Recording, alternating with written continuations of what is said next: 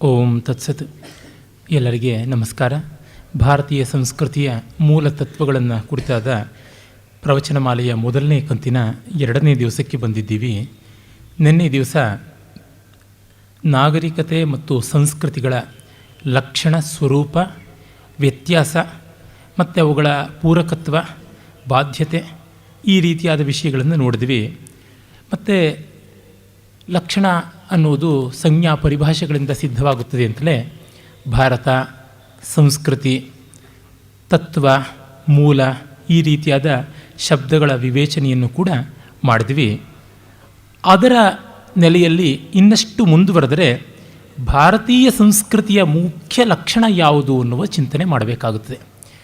ಈ ದೃಷ್ಟಿಯಿಂದ ಭಾರತೀಯ ಸಂಸ್ಕೃತಿಯನ್ನು ಕುರಿತು ಅನೇಕರು ಬರೆದಿದ್ದಾರೆ. ಆದರೆ ನನಗೆ ತುಂಬ ವಿಶೇಷವಾಗಿ ಮನಸ್ಸು ಮುಟ್ಟಿದಂಥದ್ದು ಅಂತಂದರೆ ಡಾಕ್ಟರ್ ಎಸ್ ಶ್ರೀಕಂಠ ಶಾಸ್ತ್ರಿಗಳು ಬರೆದಂಥ ಭಾರತೀಯ ಸಂಸ್ಕೃತಿ ಎನ್ನುವ ಪುಸ್ತಕ ಅನ್ಯಾದೃಶವಾದದ್ದು. ಆ ಗ್ರಂಥದ ಗುಣಕ್ಕೆ ಮತ್ತು ಅದರ ಸತ್ವಕ್ಕೆ ಅದು ಇಷ್ಟು ಸಣ್ಣ ಗಾತ್ರದಲ್ಲಿ ಅಡಗಿಸಿರುವಂಥ ವಿಷಯ ವೈವಿಧ್ಯ ಮತ್ತು ವಿಷಯ ಸಮೃದ್ಧಿ ಮತ್ತು ವಿಷಯದ ಗಾಂಭೀರ್ಯ, ವಿಷಯದ ಅಧಿಕೃತತೆ, ಪ್ರಮಾಣವತ್ತತೆ ಇದೆಲ್ಲ ತುಂಬ ಅಸಾಧಾರಣವಾದದ್ದು. ಭಾರತೀಯ ಸಂಸ್ಕೃತಿಯನ್ನು ಅಧ್ಯಯನ ಮಾಡಬೇಕು ಅನ್ನೋರಿಗೆ ಎಲ್ಲ ರೀತಿಯಿಂದಲೂ ಪ್ರಮಾಣಪ್ರದವಾಗಿ ನಿಲ್ಲಬಲ್ಲಂಥ ಉಪಾದೇಯ ಗ್ರಂಥ. ಅವರು ಬಹಳ ಚೆನ್ನಾಗಿ ಹಲವು ಲಕ್ಷಣಗಳನ್ನು ಕೊಡ್ತಾರೆ. ಆ ಲಕ್ಷಣಗಳನ್ನು ನಾವು ಗಮನಿಸಿಕೊಂಡ್ರೆ ಬೇಕಾದಷ್ಟಾದೀತು. ಅದರ ಜೊತೆಗೆ ಇನ್ನೊಂದು ಕೆಲವನ್ನು ಪೂರಕ ಸಾಮಗ್ರಿಯನ್ನು ಕೂಡ ನೋಡಬಹುದು. ಉದಾಹರಣೆಗೆ ಆಚಾರ್ಯ ಗೋವಿಂದಚಂದ್ರ ಪಾಂಡೆಯ ಅವರು ಫೌಂಡೇಶನ್ಸ್ ಆಫ್ ಇಂಡಿಯನ್ ಕಲ್ಚರ್ ಅಂತ 2 ಸಂಪುಟಗಳಲ್ಲಿ ಬರೆದಿರೋದಾಗಲಿ, ಅರವಿಂದರು ಭಾರತೀಯ ಸಂಸ್ಕೃತಿಯ ಬಗ್ಗೆ ಬರೆದಿರೋದಾಗಲಿ ತುಂಬ ವಿಶೇಷವಾದಂಥ ಮೌಲ್ಯಗಳನ್ನು ಒಳಗೊಂಡಂಥದ್ದು. ಆದರೆ ಶ್ರೀಕಂಠ ಶಾಸ್ತ್ರಿಗಳವ್ರದ್ದು ಬಹಳ ಸಮಗ್ರವಾದಂಥದ್ದು ಅಂತ ಅನಿಸುತ್ತೆ. ಅವರು ಹೇಳುವಂಥ ರೀತಿಯಲ್ಲಿ ಭಾರತೀಯ ಸಂಸ್ಕೃತಿಯ ಅನನ್ಯತೆ, ವಿಶೇಷ ಏನು ಅಂತನ್ನುವುದನ್ನು ತಮ್ಮ ಪುಸ್ತಕದ ಮೊದಲ ಅಧ್ಯಾಯದಲ್ಲಿಯೇ ಕಾಣಬಹುದು. ಸಂಸ್ಕೃತಿಯಲ್ಲಿ ಇಚ್ಛಾಶಕ್ತಿ, ಜ್ಞಾನಶಕ್ತಿ, ಕ್ರಿಯಾಶಕ್ತಿ ಅಂತ 3ರ ಸಾಮರಸ್ಯ, ತಾದಾತ್ಮ್ಯ ಕಂಡುಬರುತ್ತದೆ ಅಂತ ಹೇಳ್ತಾರೆ.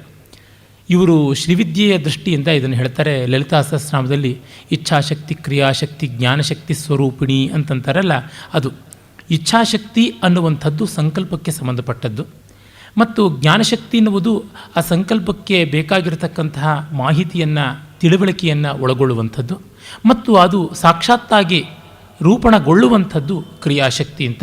ಇದು 3 ಕೂಡ ಅಲ್ಲಿ ಕಾಣಿಸುತ್ತದೆ ಅಂತಂತಾರೆ. ಮತ್ತು ನಾಗರಿಕತೆ, ಸಾಮಾಜಿಕ ವ್ಯವಸ್ಥೆ, ಸಂಸ್ಕೃತಿಯ ಆಧ್ಯಾತ್ಮಿಕ ಪ್ರಗತಿ ಎನ್ನುವುದನ್ನು ತೆಗೆದುಕೊಂಡು ಹೋಗಿ ಕಡೆಯಲ್ಲಿ ಒಂದೊಂದು ನಾಗರಿಕತೆಯ ರೀತಿಯು ಸಮಾನವಾಗಿರಬಹುದು, ಆದರೆ ಸಂಸ್ಕೃತಿ ಮಾತ್ರ ಅನನ್ಯವಾಗಿರುತ್ತದೆ ಅಂತ ತೆಗೆದುಕೊಳ್ತಾ, ಭಾರತೀಯ ಸಂಸ್ಕೃತಿಯ ವಿಶೇಷ ಏನಂದರೆ ವ್ಯಕ್ತಿ ಸ್ವಾತಂತ್ರ್ಯಕ್ಕೆ ಎಂದೂ ಭಂಗ ಬರದೇ ಇರುವಂಥದ್ದು ಅಂತ ಹೇಳ್ತಾರೆ. ಭಾರತೀಯ ಸಂಸ್ಕೃತಿಯಲ್ಲಿ ವ್ಯಕ್ತಿ ಸ್ವಾತಂತ್ರ್ಯಕ್ಕೆ ಪ್ರಾಧಾನ್ಯವಿದೆ. ವ್ಯಕ್ತಿಗೂ ಈಶ್ವರ ಮತ್ತು ಜಡಪ್ರಪಂಚಗಳಿಗೂ ಇರುವ ಸಂಬಂಧದ ವಿಷಯವಾಗಿ ಭಾರತೀಯ ದರ್ಶನಗಳಲ್ಲಿ ಭಿನ್ನಾಭಿಪ್ರಾಯಗಳು ಕಂಡುಬಂದರೂ ಪ್ರತಿಯೊಬ್ಬ ವ್ಯಕ್ತಿಯೂ ತನ್ನ ನೈಜವಾದ ಸ್ವಭಾವಾನುಸಾರ ಯಥಾಯೋಗ್ಯನಾಗಿ ಸ್ವತಂತ್ರ ಎಂದು ಸರ್ವರಿಂದಲೂ ಅಂಗೀಕರಿಸಲ್ಪಟ್ಟಿರುವುದರಿಂದ ಸಮಾಜದ ನಿರಂಕುಶಾಧಿಕಾರಕ್ಕೆ ಭಾರತೀಯ ಸಂಸ್ಕೃತಿಯಲ್ಲಿ ಅವಕಾಶವಿಲ್ಲ ಅಂತಾರೆ. ಇದು ಬಹಳ ಒಳ್ಳೆಯ ಅಬ್ಸರ್ವೇಷನ್. ಯಾಕೆಂದರೆ ನಾವೀಗ ಪೋಸ್ಟ್ ಮಾಡರ್ನ್ ಡೇಸಲ್ಲಿದ್ದೀವಿ ಅಂತ ಪಾಶ್ಚಾತ್ಯ ವಿಮರ್ಶಕರ ಅಭಿಪ್ರಾಯ. ಮಾಡರ್ನಿಟಿನೂ ಹೋಗಿ ಪೋಸ್ಟ್ ಮಾಡರ್ನ್ ಅಂತ ಹೇಳ್ಬಿಟ್ಟು ಅಂತಿದ್ದೀವಿ. ಅಂದರೆ ನವ್ಯೋತ್ತರ ಯುಗ ಅಂತ ಕನ್ನಡದಲ್ಲಿ ಹೇಳಬೇಕು ಅಂತಂದರೆ, ಈ ನವ್ಯೋತ್ತರ ಯುಗದಲ್ಲಿ ವ್ಯಕ್ತಿ ಸ್ವಾತಂತ್ರ್ಯಕ್ಕೆ ಎಲ್ಲಿಲ್ಲದ ಬೆಲೆ ಬಂದು ಆ ಬೆಲೆ ಏನೇನೋ ಆಗೋಗ್ತಾ ಇದೆ. ಈ ಸಂದರ್ಭದಲ್ಲಿ ಭಾರತೀಯ ಸಂಸ್ಕೃತಿಯ ಮೂಲ ಲಕ್ಷಣ ವ್ಯಕ್ತಿ ಸ್ವಾತಂತ್ರ್ಯ ಅಂತ ನಾವು ಸಾಮಾನ್ಯಕ್ಕೆ ಭಾವಿಸಿಕೊಳ್ಳೋದು. ಪಾಶ್ಚಾತ್ಯ ಸಂಸ್ಕೃತಿಯಲ್ಲಿ ವ್ಯಕ್ತಿ ಸ್ವಾತಂತ್ರ್ಯಕ್ಕೆ ಬೆಲೆ, ನಮ್ಮಲ್ಲಿ ಇಲ್ಲ ಅಂತ. ಆದರೆ ಅದು ವಿರುದ್ಧವಾದದ್ದು. ಅಲ್ಲಿ ಸಮಾಜಕ್ಕೆ ಹೆಚ್ಚಿನ ಪ್ರಾಶಸ್ತ್ಯ, ಸಮಾಜವೇ ವ್ಯಕ್ತಿ ಸ್ವಾತಂತ್ರ್ಯವನ್ನು ನಿರ್ದೇಶನ ಮಾಡುತ್ತೆ. ನಮ್ಮಲ್ಲಿ ವ್ಯಕ್ತಿಯೇ ಎಲ್ಲವನ್ನು ನಿರ್ದೇಶನ ಮಾಡುವಂಥದ್ದು ಅಂತ ತೋರಿಸ್ತಾರೆ. ಅದು ಹೇಗೆ? ಇದೊಂದು ದೊಡ್ಡ ಜಿಜ್ಞಾಸ್ಯವಾದ ವಿಷಯ. ಯಾಕೆಂದರೆ ಪಾಶ್ಚಾತ್ಯರಲ್ಲಿ ನೀನು ಏನು ಬೇಕಾದರೂ ಮಾಡ್ಕೋ, ಇನ್ನೊಬ್ಬರಿಗೆ ಸಮಸ್ಯೆ ಆಗದೇ ಇದ್ದರೆ ಅಂತ ಅನ್ನುವಂಥದ್ದು ಉಂಟು. ಆದರೆ ನೀನು ನಿನ್ನ ದೇಹರಂಗಕ್ಕೆ ಸಂಬಂಧಪಟ್ಟಂತೆ, ಮನೋರಂಗಕ್ಕೆ ಸಂಬಂಧಪಟ್ಟಂತೆ ಏನೂ ಮಾಡ್ಕೊತಿದೆಯೇ ಹೊರತುನುವೆ ಆತ್ಮರಂಗಕ್ಕೆ ಸಂಬಂಧಪಟ್ಟಂತೆ ಏನೂ ಮಾಡಿಕೊಂತ ಇಲ್ಲ.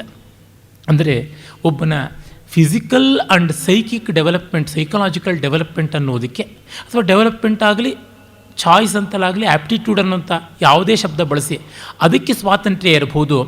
ಆದರೆ ನೀನಾಗಿ ಬೆಳೆಯಬೇಕು ಅಂತಂದರೆ, ನಿನ್ನ ಆತ್ಮಗುಣಕ್ಕೆ ತಕ್ಕಂತೆ ಬೆಳೆಯಬೇಕು ಅಂತಂದರೆ ಎಲ್ಲಿಯೂ ಸಾಧ್ಯ ಇಲ್ಲ. ಭಾರತೀಯ ಸಂಸ್ಕೃತಿಯಲ್ಲಿ ಸಾಧ್ಯತೆ ಉಂಟು. ಕಾರಣ, ಸಂಸ್ಕೃತಿ ಮೂಲತಃ ಅಧ್ಯಾತ್ಮನಿಷ್ಠವಾದದ್ದು ಅಂತ ನಾನು ಹೇಳಿದೆ. ಆ ಅಧ್ಯಾತ್ಮನಿಷ್ಠೆ ಅಂತನ್ನುವುದನ್ನು ಗಮನಿಸಿದಾಗ ಸ್ಪಷ್ಟವಾಗಿ ನಮಗೆ ತಿಳಿಯುವಂಥದ್ದು ಏನೆಂದರೆ, ಅಧ್ಯಾತ್ಮ ದೃಷ್ಟಿಯ ಸ್ವಾತಂತ್ರ್ಯ ಭಾರತೀಯೇತರವಾದ ಪ್ರಪಂಚದಲ್ಲಿ ಇಲ್ಲದೆಯೇ ಇರುವಂಥದ್ದು. ಅಲ್ಲಿ ಎಲ್ಲ ದರ್ಶನಗಳು ಒಂದು ರೀತಿಯಾದ ಇನ್ಸ್ಟಿಟ್ಯೂಷನ್ ಆಗಿಬಿಟ್ಟಿವೆ. ಅಥವಾ ಯಾವುದೇ ಒಂದು ತತ್ವಚಿಂತನೆಯು ಆನಾರ್ಕಿ, ಅರಾಜಕತೆ ಎನ್ನುವಂತೆ ಆಗಿದೆ. ನಮ್ಮಲ್ಲಿ ತತ್ವದರ್ಶನ ಜೀವನ ದರ್ಶನವೂ ಆಗಿದೆ. ಆ ವಿವರಗಳನ್ನು ಮುಂದೆ ನಾವು ಪ್ರತ್ಯೇಕವಾಗಿ ಭಾರತೀಯ ದರ್ಶನಗಳ ಬಗ್ಗೆ ನೋಡುವಾಗ ಕಾಣಬಹುದು. ಇಲ್ಲಿ ಹಾಗಾಗಿಲ್ಲ. ಪ್ರತಿಯೊಂದು ದರ್ಶನವೂ ಕೂಡ ಜೀವನ ಪದ್ಧತಿ ಆಗಿರೋದ್ರಿಂದ ಅವನಿಗೆ ಸಮಗ್ರವಾಗಿ ಆತ್ಮವಿಕಾಸಕ್ಕೆ ಅವಕಾಶ ಉಂಟು. ಅದರಿಂದಲೇ ಅಲ್ಲಿ ತಂದೆ ತಾಯಿಗಳು ಒಂದೊಂದು ಮತದವರಾಗಿ ಮಗ ಅಥವಾ ಮಗಳು ಮತ್ತೊಂದು ಮತವೋ ಅಥವಾ ಮತಾತೀತರೋ ಆಗಿರೋದಕ್ಕೆ ಸಾಧ್ಯತೆ ಇಲ್ಲ. ನಮ್ಮಲ್ಲಿ ಹಾಗೆ ಉಂಟು. ಉದಾಹರಣೆಗೆ, ಹೊಯ್ಸಳ ಚಕ್ರೇಶ್ವರ ಬಿಟ್ಟಿದೇವ ವಿಷ್ಣುವರ್ಧನ, ಅವನ ಹೆಂಡತಿ ಶಾಂತಲದೇವಿ ಇದ್ದಳಲ್ಲ, ಅವಳ ತಾಯಿ ಜೈನಳು, ತಂದೆ ವೀರಶೈವ. ಮಗಳು ತಾಯಿಯ ಮತವನ್ನು ತಾನೇ ಸ್ವಾತಂತ್ರ್ಯದಿಂದ ಅವಲಂಬಿಸಿ ಜೈನಳಾದಳು. ಮತ್ತು ಬಿಟ್ಟಿದೇವ ವಿಷ್ಣುವರ್ಧನ ಜೈನನಾಗಿದ್ದ ಮತ್ತು ಶ್ರೀವೈಷ್ಣವನಾಗಿ ಮತಾಂತರಗೊಂಡ ಅಂತ ಹೇಳ್ತಾರೆ. ಇಲ್ಲ, ಅವನು ಜೈನನೇ ಆಗಿದ್ದು ಹೌದು ಅಂತ ಇತಿಹಾಸಜ್ಞರು ತೋರ್ಪಡಿಸಿದ್ದಾರೆ. ಆದರೂ ಅವನಿಗೆ ಶ್ರೀವೈಷ್ಣವ ಸಂಪ್ರದಾಯದ ಒಬ್ಬಳು ಪತ್ನಿ ಇದ್ದಳು ಅಂತ ಅನ್ನೋದನ್ನು ಕೂಡ ಇತಿಹಾಸಜ್ಞರು ಹೇಳ್ತಾರೆ. ಹೀಗೆ ಒಂದು ಮನೆಯಲ್ಲಿ ಹಲವು ರೀತಿಯಾಗಿರೋದಕ್ಕೆ ಸಾಧ್ಯತೆ ಉಂಟು. ಒಬ್ಬೊಬ್ಬರು ಒಂದೊಂದು ದೇವತೋಪಾಸನೆಯನ್ನು ಕೈಗೊಳ್ಳಬಹುದು, ಅಧ್ಯಾತ್ಮ ಮಾರ್ಗವನ್ನು ಅನ್ವೇಷಣೆ ಮಾಡಿಕೊಳ್ಳಬಹುದು ಅನ್ನುವುದು ನಮ್ಮಲ್ಲಿ ಕಾಣಿಸುವಂಥದ್ದು. ಆದರೆ ಒಂದು ಕುಟುಂಬದಲ್ಲಿ, ಇಸ್ಲಾಂ ಕುಟುಂಬದಲ್ಲಿ ಎಲ್ಲರೂ ಮುಸ್ಲಿಮರಾಗಿರಬೇಕು, ಒಂದು ಕ್ರೈಸ್ತ ಕುಟುಂಬದಲ್ಲಿ ಎಲ್ಲರೂ ಕ್ರೈಸ್ತರಾಗಿರಬೇಕು ಅನ್ನುವಂಥದ್ದು ಅಲ್ಲಿ ಒಂದು ಬದ್ಧತೆ ಉಂಟು. ಈಗ ಆ ಥರದ್ದು ಇಲ್ಲ ಅಂತ ಮಾಡಿಕೊಂಡರೂ ಕೂಡ ಬಹಳ ಈಚೆನಿಗೆ ಮತವನ್ನೇ ನಿರಾಕರಿಸಿದ ಮೇಲೆ ಆಗಿದ್ದು. ಮತದ ಚೌಕಟ್ಟಿನಲ್ಲಿ ಈ ಸ್ವಾತಂತ್ರ್ಯ ಇಲ್ಲ. ಅಂದರೆ ಸಂಸ್ಕೃತಿ ಒಂದು ಆಯಾಮದಲ್ಲಿ ಅದು ಬರುವಂಥದ್ದಾಗಿಲ್ಲ ಅಂತ ಗೊತ್ತಾಗುತ್ತದೆ.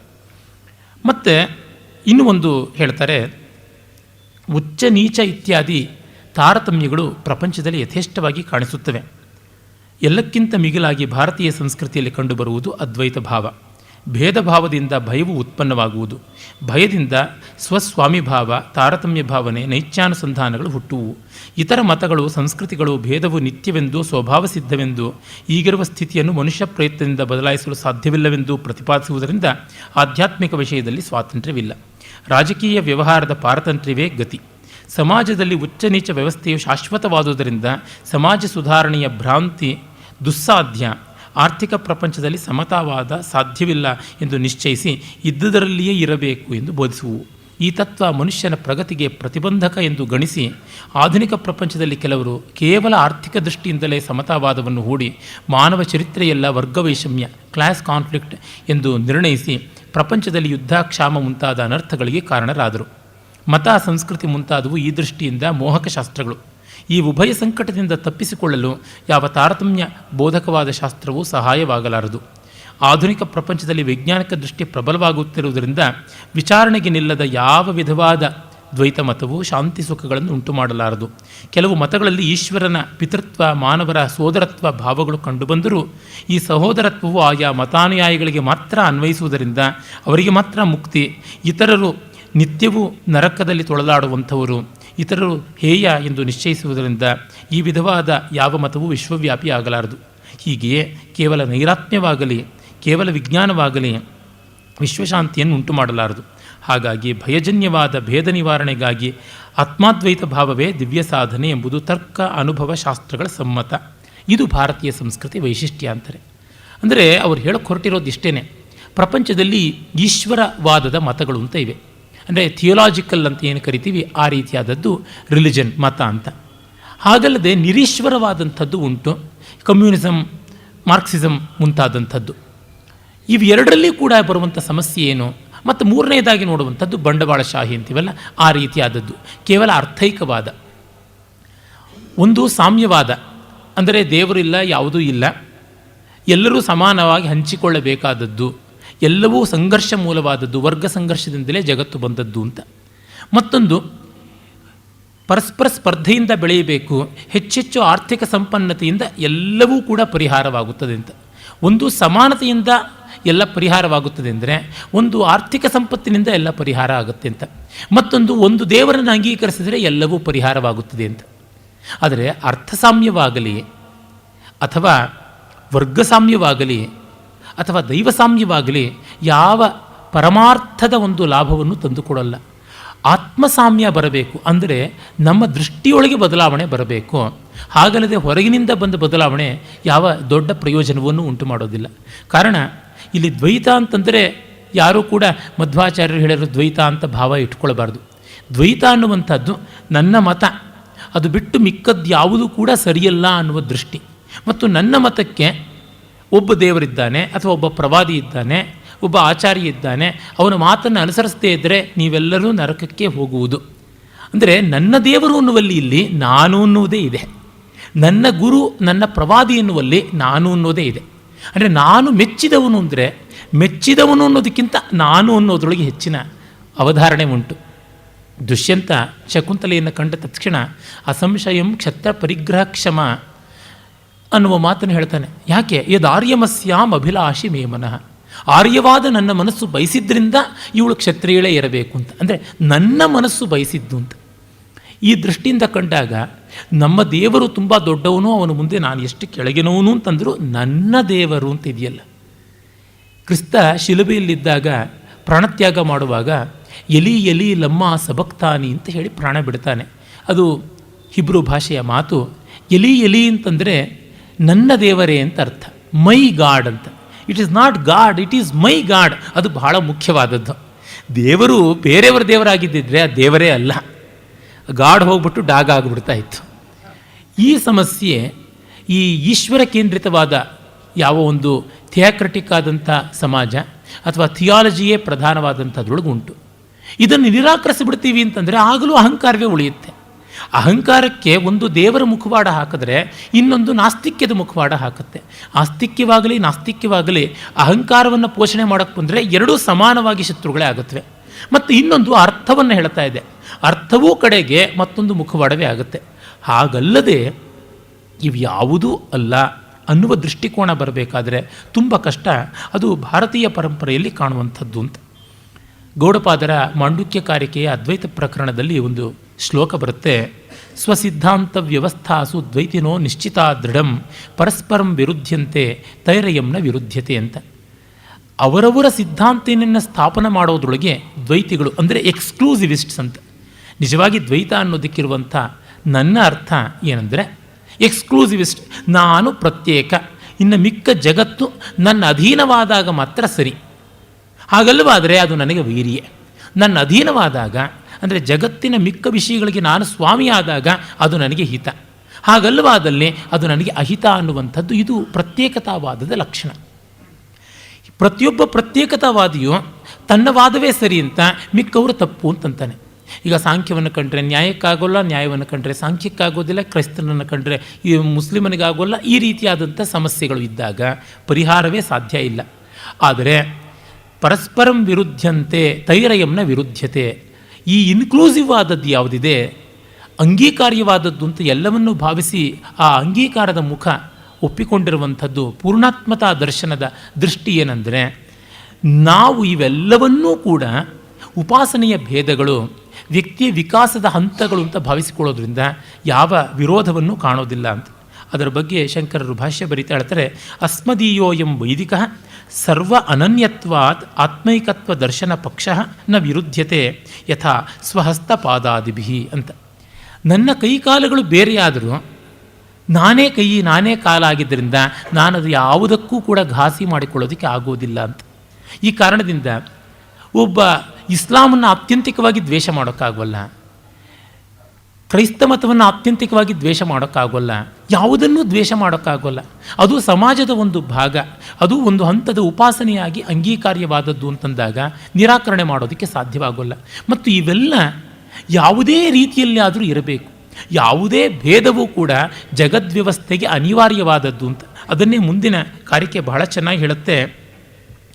ಅದ್ವೈತಂ ಪರಮಾರ್ಥೋ ಹಿ ದ್ವೈತಂ ತದ್ಭೇದ ಉಚ್ಯತೆ ಅಂತ. ಪರಮಾರ್ಥವಾಗಿ ಉಳುವುದು ಇನ್ಕ್ಲೂಸಿವಿಟಿ ಅದ್ವೈತ. ದ್ವೈತ ಎಕ್ಸ್ಕ್ಲೂಸಿವಿಟಿ, ಅದರ ಬೇರೆ ಬೇರೆ ಮುಖಗಳು ಅಂತ ಹೇಳಿಬಿಟ್ಟಿದ್ವಿ. ಹೀಗಾಗಿ ಅದ್ವೈತದಲ್ಲಿ ದ್ವೈತ ನಿರಾಕರಣೆ ಇಲ್ಲ. Inclusivity will never disapprove exclusivity. ಆದರೆ exclusivity is always antagonising with the inclusive thoughts. ಇದು ನಮಗೆ ಕಾಣಿಸುವಂಥದ್ದು. ತೇಷಾಂ ಉಭಯತಾ ದ್ವೈತಂ ತೇನಾಯಂನ ವಿರುದ್ಧತೆ. ಅದರಿಂದಲೇ ಭಾಷ್ಯಕಾರರು ಹೇಳ್ತಾರೆ ದ್ವೈತಂ ಅದ್ವೈತಸ್ಯ ಕಾರ್ಯಂ ಅಂತ. ಅದ್ವೈತ ಕಾರಣವಾದರೆ, ಇನ್ಕ್ಲೂಸಿವಿಟಿ ಅನ್ನೋದು ಕಾರಣವಾದರೆ, ಎಕ್ಸ್ಕ್ಲೂಸಿವಿಟಿ ಕಾರ್ಯ ಅಂತ. ಅಂದರೆ ಕಾರಣ ಕಾರ್ಯಗಳ ನಡುವೆ ಜಗಳ ಇರೋದಿಲ್ಲ. ಕಾರಣ ಕಾರ್ಯಗಳ ನಡುವೆ ಪರಸ್ಪರ ಸಹಮತ ಇರುತ್ತದೆ ಮತ್ತು ಎಲ್ಲ ಕಾರ್ಯಗಳು ಕಾರಣದಿಂದ ಬಂದು ಕಾರಣಕ್ಕಾಗಿ ಹೋಗುವುದೇ ಆಗಿರುತ್ತವೆ ಅಂತ ಗೊತ್ತಾಗುತ್ತದೆ. ಇದೇ ಭಾವವನ್ನೇ ಭಗವದ್ಗೀತೆಯಲ್ಲಿ ಯೋ ಯೋ ಯಾಂ ಯಾಂ ತನುಂ ಭಕ್ತಃ ಶ್ರದ್ಧೆಯಾರ್ಚಿತುಮಿಚ್ಛತಿ ತಸ್ಯ ತಸ್ಯಾಚಲಾಂ ಶ್ರದ್ಧಾಂ ತಾಮೇವ ವಿದಧಾಮ್ಯಹಂ ಅಂತ. ಯಾರ್ಯಾರು ಯಾವ್ಯಾವ ರೂಪದಲ್ಲಿ ಹೇಗೆ ಹೇಗೆ ಕಂಡುಕೊಂಡ್ರೆ ಅದೇ ಸರಿ, ಅದೇ ಯುಕ್ತವಾದದ್ದು ಅನ್ನುವಂಥ ಮಾತು. ಈ ಅವಕಾಶ ಉಂಟು. ಸಂದರ್ಭತ್ವೇನ ಹೇಳುವುದಾದರೆ, ಸಲಿಂಗರತಿಯ ಬಗ್ಗೆ ಈಚೆಗೆ ಮಹಾಕೋಲಾಹಲ ಆರಂಭವಾಗಿದೆ. ವಾತ್ಸ್ಯಾಯನ ಕಾಮಸೂತ್ರಗಳಲ್ಲಿ ಔಪರಿಷ್ಟಾಧಿಕರಣದಲ್ಲಿ ನೋಡಿದರೆ ಕಟ್ಟಕಡೆಯಲ್ಲಿ ವಾತ್ಸ್ಯಾಯನ ಹೇಳ್ತಾನೆ, ಮನುಷ್ಯರ ರುಚಿಭೇದಗಳನ್ನು ಹೇಗೆ ಅಂತ ಹೇಳೋದಕ್ಕೆ ಸಾಧ್ಯ ಇಲ್ಲ. ಇದು ವೈಯಕ್ತಿಕವಾದದ್ದು. ಅವರವರ ರುಚಿ, ದೇಶ, ಕಾಲ, ಪರಿಸ್ಥಿತಿಗಳನ್ನು ನೋಡಿಕೊಂಡು ಮಾಡಬೇಕು. ಇಲ್ಲಿ ಇದು ಹೀಗೆ ಅಂತ ತೀರ್ಮಾನವನ್ನು ಯಾರೂ ಕೈಗೊಳ್ಳೋಕ್ಕಾಗೋಲ್ಲ ಅಂತಂದುಬಿಡ್ತಾನೆ. ಈ ರೀತಿಯಾದ ಒಂದು ದೃಷ್ಟಿಕೋನ ಸನಾತನ ಧರ್ಮದಿಂದ ಬಂದದ್ದು, ಭಾರತೀಯ ಸಂಸ್ಕೃತಿಯ ಲಕ್ಷಣ. ಅಂದರೆ ಅವನು ಹೇಳ್ತಾನೆ ನೋಡಿ, ನಾಯಿ ಮಾಂಸದಲ್ಲಿ ಎಷ್ಟೋ ಔಷಧೀಯ ಗುಣಗಳಿವೆ ಅಂತ ಆರೋಗ್ಯಶಾಸ್ತ್ರ ಹೇಳುತ್ತದೆ. ಹಾಗೆ ಅಂತ ಎಲ್ಲರೂ ತಿಂಡಿ ಅಂತ ಅದರ ಅರ್ಥ ಅಲ್ಲ ಅಂತ ಹೇಳಿಬಿಟ್ಟಿದ್ರು. ನಾವು ಸಾಮಾನ್ಯವಾಗಿ ಒಂದು ವ್ಯವಸ್ಥೆ ಅಂತ ಕಲ್ಪಿಸ್ತೀವಿ. ಆ ವ್ಯವಸ್ಥೆಯನ್ನು ಮೀರಿಯೂ ಇರೋದಕ್ಕೆ ಸಾಧ್ಯತೆ ಉಂಟು. ಅದನ್ನು ವ್ಯಕ್ತಿಗತವಾಗಿ ನಾವು ಬಿಡಬೇಕೇ ಹೊರತು ಸಮಾಜಗತವಾಗಿ ಅಲ್ಲ ಅಂತ. ಶ್ರೀಕಂಠಶಾಸ್ತ್ರಿಗಳ ಮಾತನ್ನೇ ಹೇಳಿದ್ನಲ್ಲ, ವ್ಯಕ್ತಿಗತ ಸ್ವಾತಂತ್ರ್ಯವನ್ನು ಎಂದು ಸಮಾಜ ಹತ್ತಿ ಸವಾರಿ ಮಾಡೋದಕ್ಕೆ ನಮ್ಮ ಪರಂಪರೆಯಲ್ಲಿ ಅವಕಾಶ ಇರಲಿಲ್ಲ ಅಂತ ಅಲ್ಲಿ ನಮಗೆ ಕಾಣಿಸುತ್ತದೆ. ಇದು ನಾವು ಗಮನಿಸಿಕೊಳ್ಳಬೇಕಾದದ್ದು. ಪ್ರತಿಯೊಂದು ಹಂತದಲ್ಲಿಯೂ ಈ ದೃಷ್ಟಿಯನ್ನು ನಾವು ನೋಡ್ತೀವಿ. ಅದನ್ನೇ ಸುರೇಶ್ವರಾಚಾರ್ಯರ ಬೃಹದಾರಣ್ಯಕ ಭಾಷ್ಯ ವಾರ್ತಿಕದಲ್ಲಿ ನೋಡ್ತೀವಿ. ನನಗೆ ಅತ್ಯಂತ ಪ್ರಿಯವಾದ ಶ್ಲೋಕ ಅದು. ಯಯಾ ಯಯಾ ಭವೇತ್ ಪುಂಸಾಂ ಪ್ರವೃತ್ತಿ ಪ್ರತ್ಯಗಾತ್ಮನಿ ಸಾಸೈವ ಪ್ರಕ್ರಿಯೆ ಸ್ಯಾತ್ ಸಾಧ್ವಿ ಸಾಚ ಅನವಸ್ಥಿತ.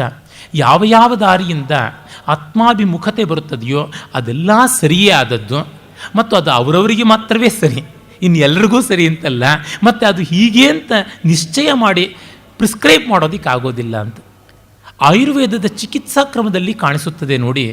ಪ್ರತಿಯೊಬ್ಬ ಪೇಷಂಟನ್ನು ಆಯುರ್ವೇದ, ಸಿದ್ಧ ಮೊದಲಾದ ಭಾರತೀಯ ಚಿಕಿತ್ಸಾ ಪರಂಪರೆಯಲ್ಲಿಯೂ ಕಾಣಿಸುತ್ತದೆ.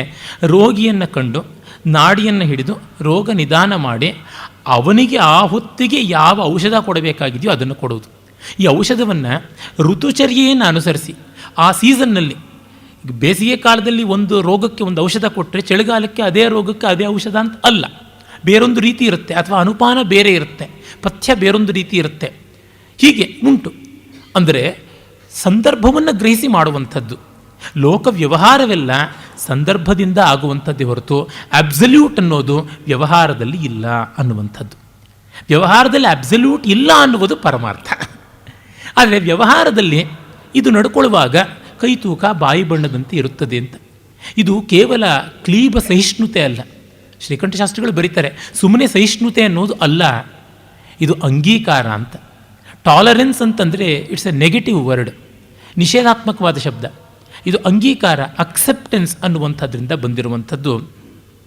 ಇದನ್ನು ಭಾರತೀಯ ಸಂಸ್ಕೃತಿಯ ಮಹಾಲಕ್ಷಣ ಅಂತ ನಾವು ಕಂಡುಕೊಳ್ಳಬಹುದು. ಮತ್ತು ಇಲ್ಲಿ ಎಲ್ಲ ಸಾಧನಗಳು ಕೂಡ ಸಿದ್ಧಿಯ ಒಂದು ಮುಖವೇ ಆಗಿರುತ್ತವೆ. ಅಂದರೆ ಸಾಧನೆಗಾಗಿ ಬಳಕೆಯಾಗುವುದೆಲ್ಲವೂ ಕೂಡ ಸಿದ್ಧಿಯ ಸಹಜ ಲಕ್ಷಣಗಳು ಅನ್ನುವುದು ಉಂಟು. ಶಂಕರರೇ ಒಂದು ಕಡೆ ಭಾಷ್ಯದಲ್ಲಿ ಹೇಳ್ತಾರೆ, ಯಾವುದೆಲ್ಲ ಸಾಧಕನ ಪ್ರಯತ್ನಪೂರ್ವಕವಾಗಿ ಅಳವಡಿಸಿಕೊಳ್ಳಬೇಕಾದ ಸಾಧನದ ಧರ್ಮಗಳು ಅಂತಾಗಿವೆಯೋ ಅದು ಸಿದ್ಧನ ಸಹಜ ಲಕ್ಷಣಗಳಾಗಿರುತ್ತವೆ.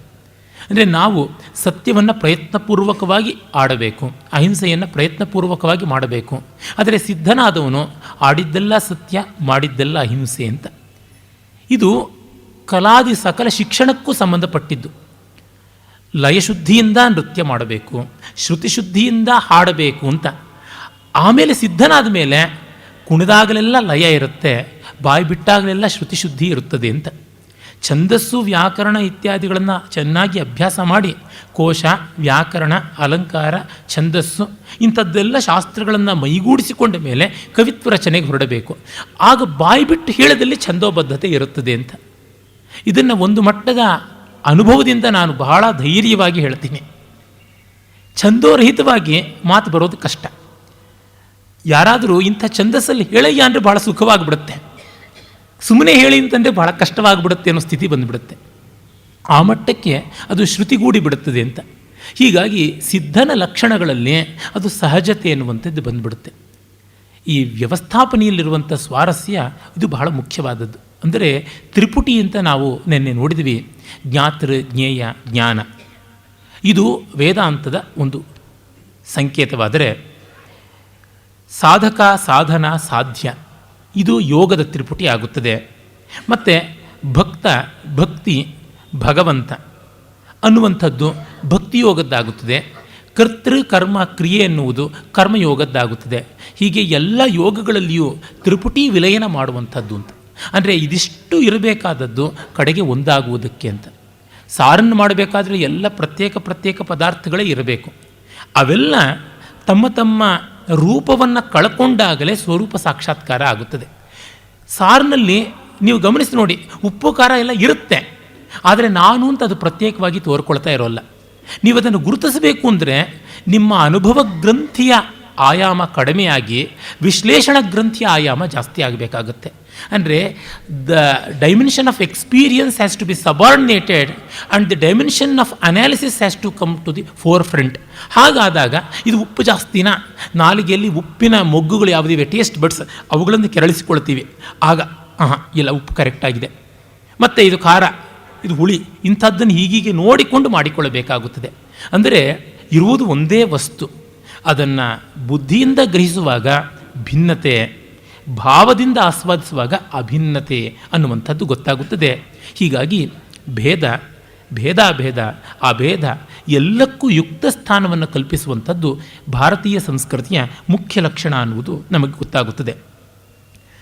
ಮತ್ತು ದೇಶ ಕಾಲಗಳನ್ನು ಗ್ರಹಿಸುವುದು, ಅದನ್ನು ಮೀರುವುದು ಒಟ್ಟಿಗೆ ನಡೀತಕ್ಕಂಥದ್ದು ಭಾರತೀಯ ಸಂಸ್ಕೃತಿಯ ಮಹಾಲಕ್ಷಣ.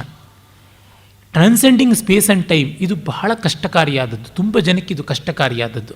ಅದನ್ನು ಭಾರತೀಯ ಸಂಸ್ಕೃತಿ ಲೀಲಾಜಾಲವಾಗಿ ಮಾಡುತ್ತದೆ. ಅದೇ ಕಾರಣದಿಂದಲೇ ನಾವು ಅವಿಚ್ಛಿನ್ನತೆಯನ್ನು ಬಹಳ ಸುಲಭವಾಗಿ ಕಾಪಾಡಿಕೊಳ್ತೀವಿ. ಈಗ ಉದಾಹರಣೆಗೆ ರಾಮಾಯಣ ಎಲ್ಲಿಯೋ ಒಂದು ಜಾಗದಲ್ಲಿ ನಡೆದದ್ದು, ರಾಮನಿಗೆ ಸೀತೆಗೆ ಯಾವಾಗಲೂ ಮದುವೆ ಆಗಿದ್ದು ಅಂತ ಅಂದರೆ ನಾವಷ್ಟಕ್ಕೆ ಸುಮ್ಮನಾಗೋದಿಲ್ಲ.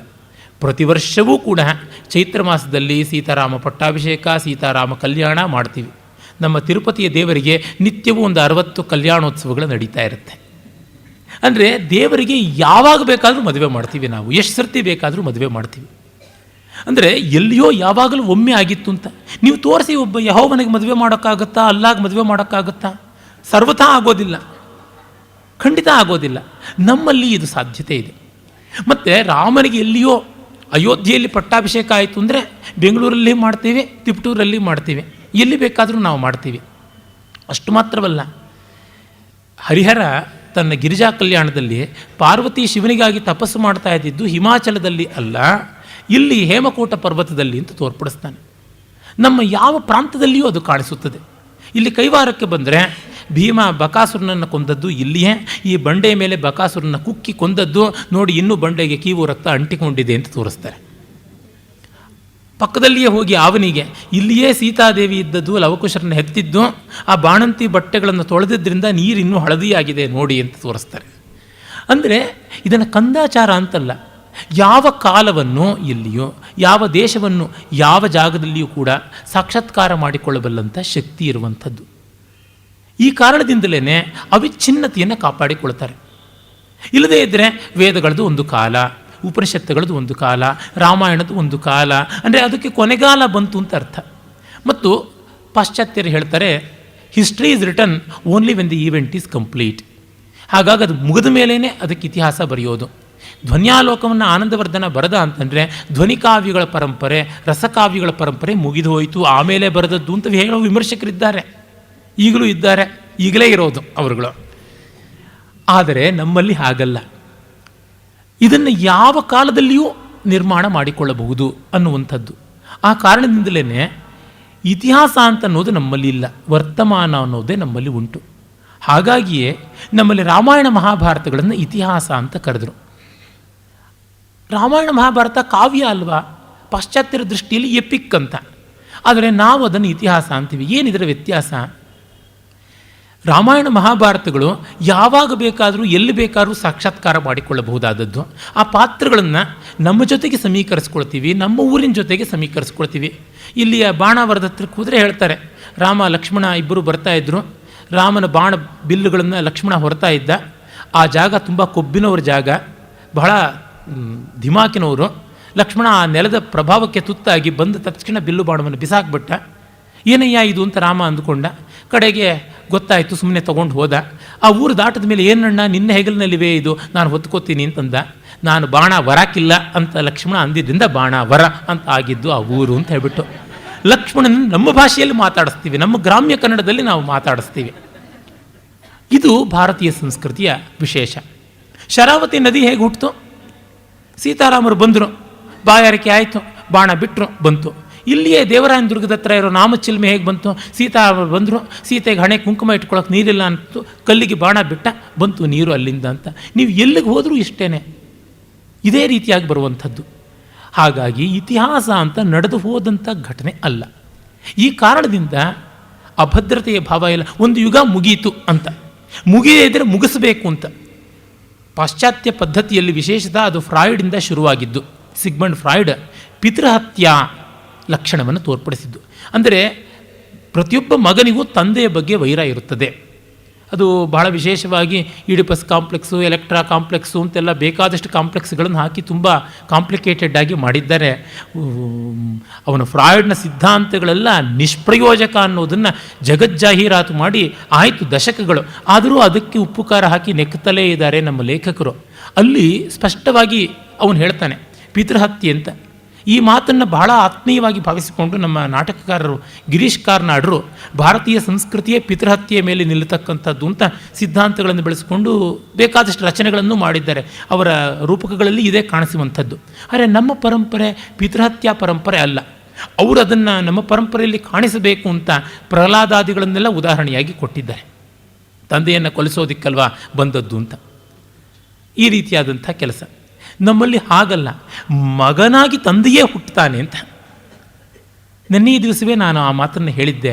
ಹಾಗಾಗಿ ಇಲ್ಲಿ ಪಿತೃಹತ್ಯೆ ಬರೋದಿಲ್ಲ. ಒಂದು ಮುಗೀತು ಅಂತ ಬಂದರೆ ಮತ್ತೊಂದು ಅಂತ, ಅದು ಮುಗದೇ ಇಲ್ಲ ಅನ್ನುವಂಥದ್ದು ನಾವು ನೋಡ್ತೀವಿ. ಉದಾಹರಣೆಗೆ ನೋಡಿ, ನಮ್ಮಲ್ಲಿ ಬಂದ ಯಾವ ವಿಮರ್ಶನ ಪರಂಪರೆಯೂ ಕೂಡ ಯಾರ್ಯಾರನ್ನು ದೊಡ್ಡವರು ಅಂತೋ ಅವರು ದೊಡ್ಡವರಾಗಿಯೇ ಉಳಿದಿದ್ದಾರೆ.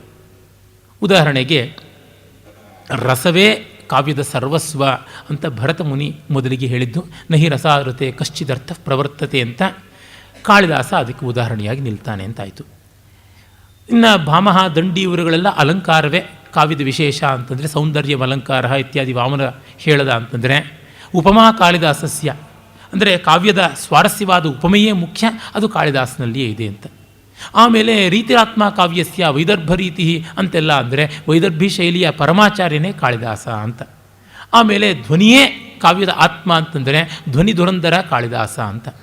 ಹಾಗಲ್ಲ, ವಕ್ರೋಕ್ತಿಯೇ ಕಾವ್ಯದ ಜೀವಾಳ ಅಂದರೆ ವಕ್ರೋಕ್ತಿಶೀಲನಾದವನು ಕಾಳಿದಾಸ ಅಂತ ಕುಂತಕ. ಇವರು ಯಾರೂ ಕೂಡ ದೊಡ್ಡವರು ಯಾರು ಅಂತ ನಿರ್ದೇಶನ ಮಾಡೋದ್ರೊಳಗೆ ಯಾವ ಲೋಪವನ್ನೂ ಮಾಡಿಲ್ಲ, ಯಾವ ವ್ಯತ್ಯಾಸವನ್ನೂ ಮಾಡಿಲ್ಲ.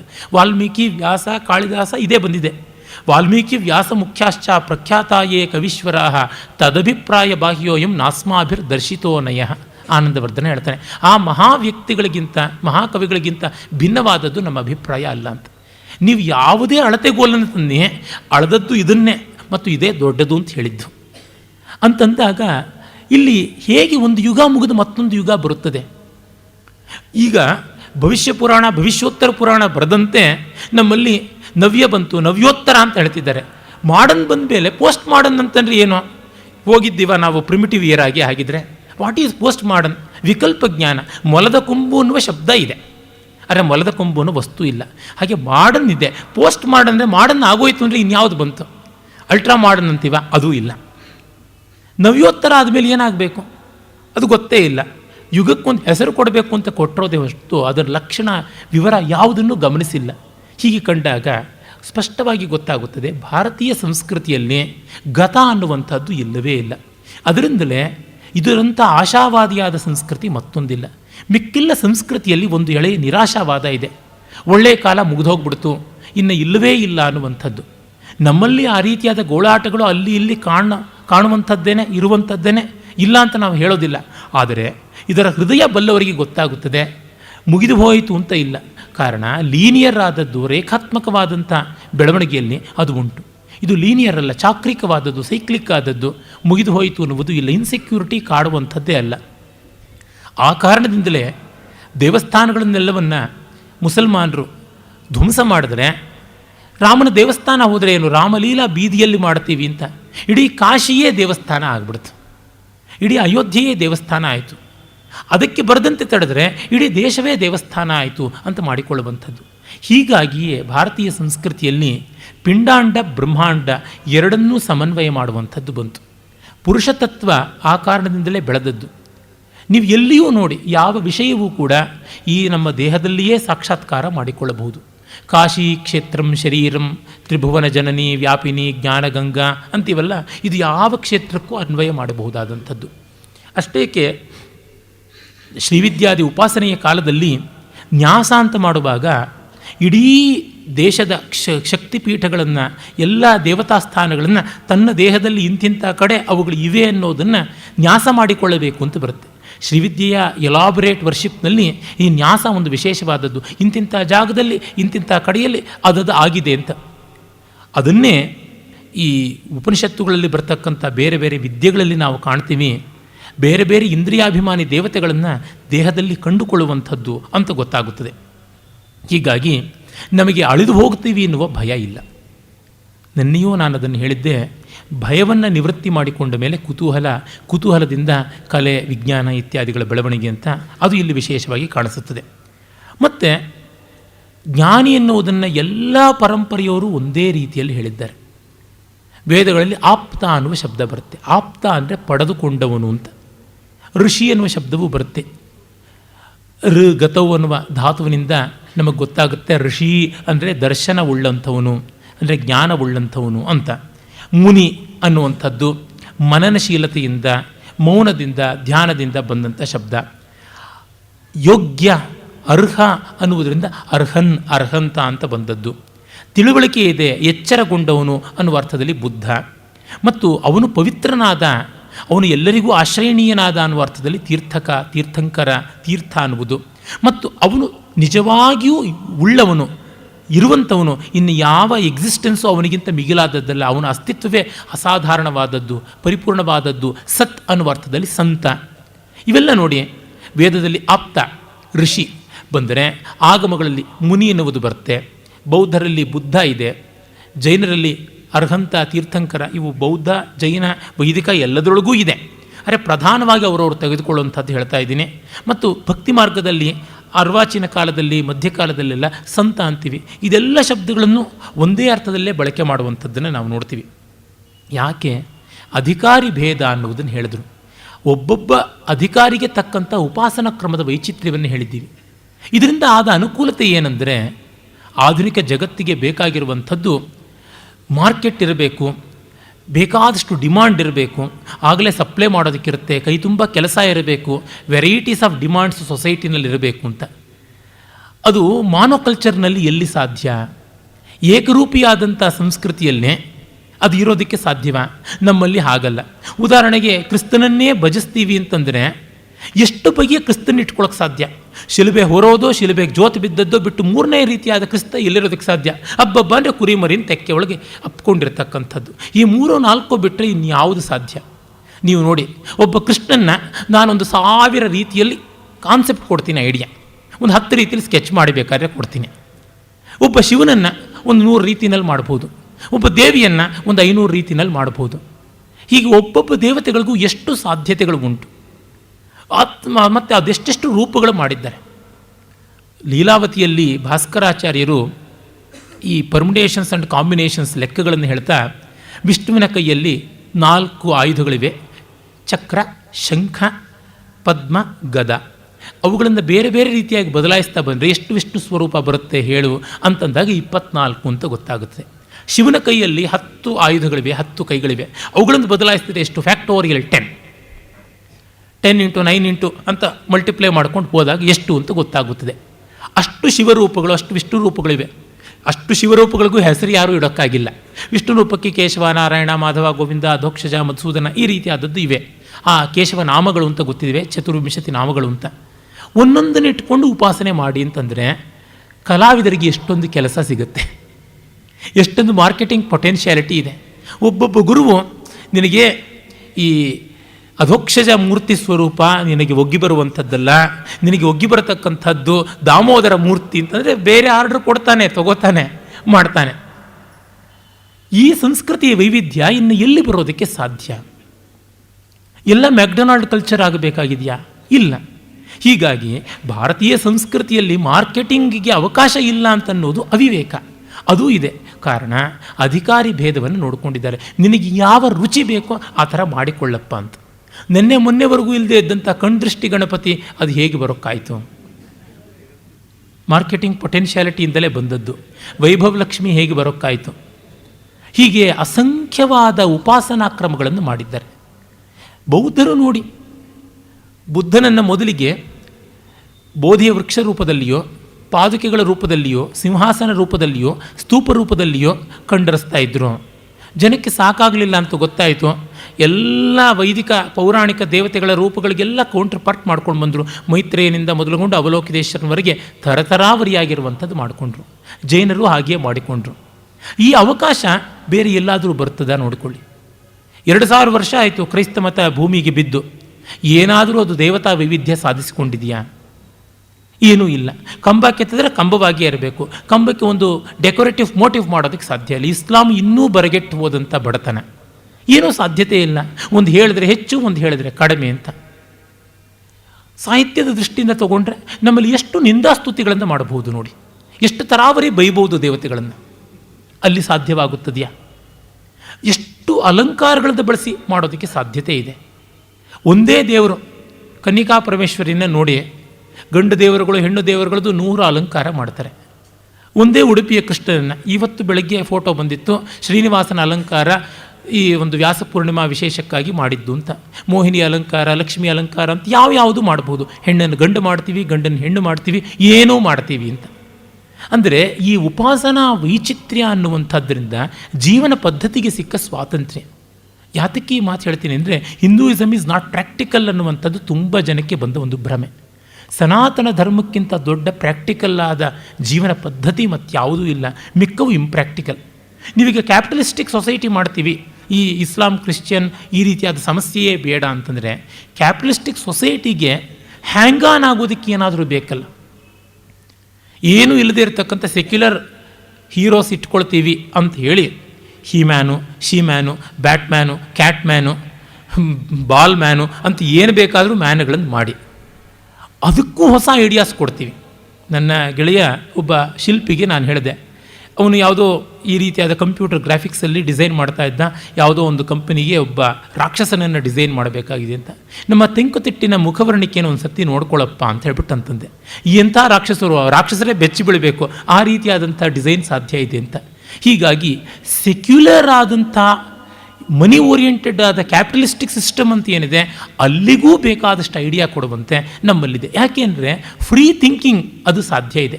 ಕ್ಯಾಪಿಟಲಿಸ್ಟಿಕ್ ಸೊಸೈಟಿಗೆ ಬೇಕಾದದ್ದು ಫ್ರೀ ಥಿಂಕಿಂಗ್.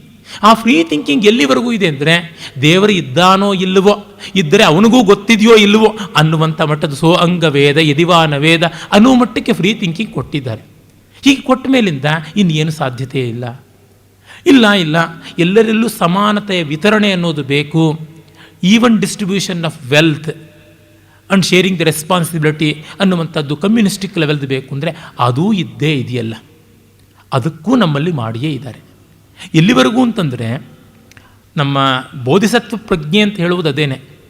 ಕಟ್ಟ ಕಡೆಯ ಜೀವಿಗೆ ಮೋಕ್ಷವಾಗುವವರೆಗೂ ತನಗೆ ಮೋಕ್ಷ ಬೇಡ ಅಂತ ಬುದ್ಧ ಹೇಳ್ತಾನೆ ಅಂತ.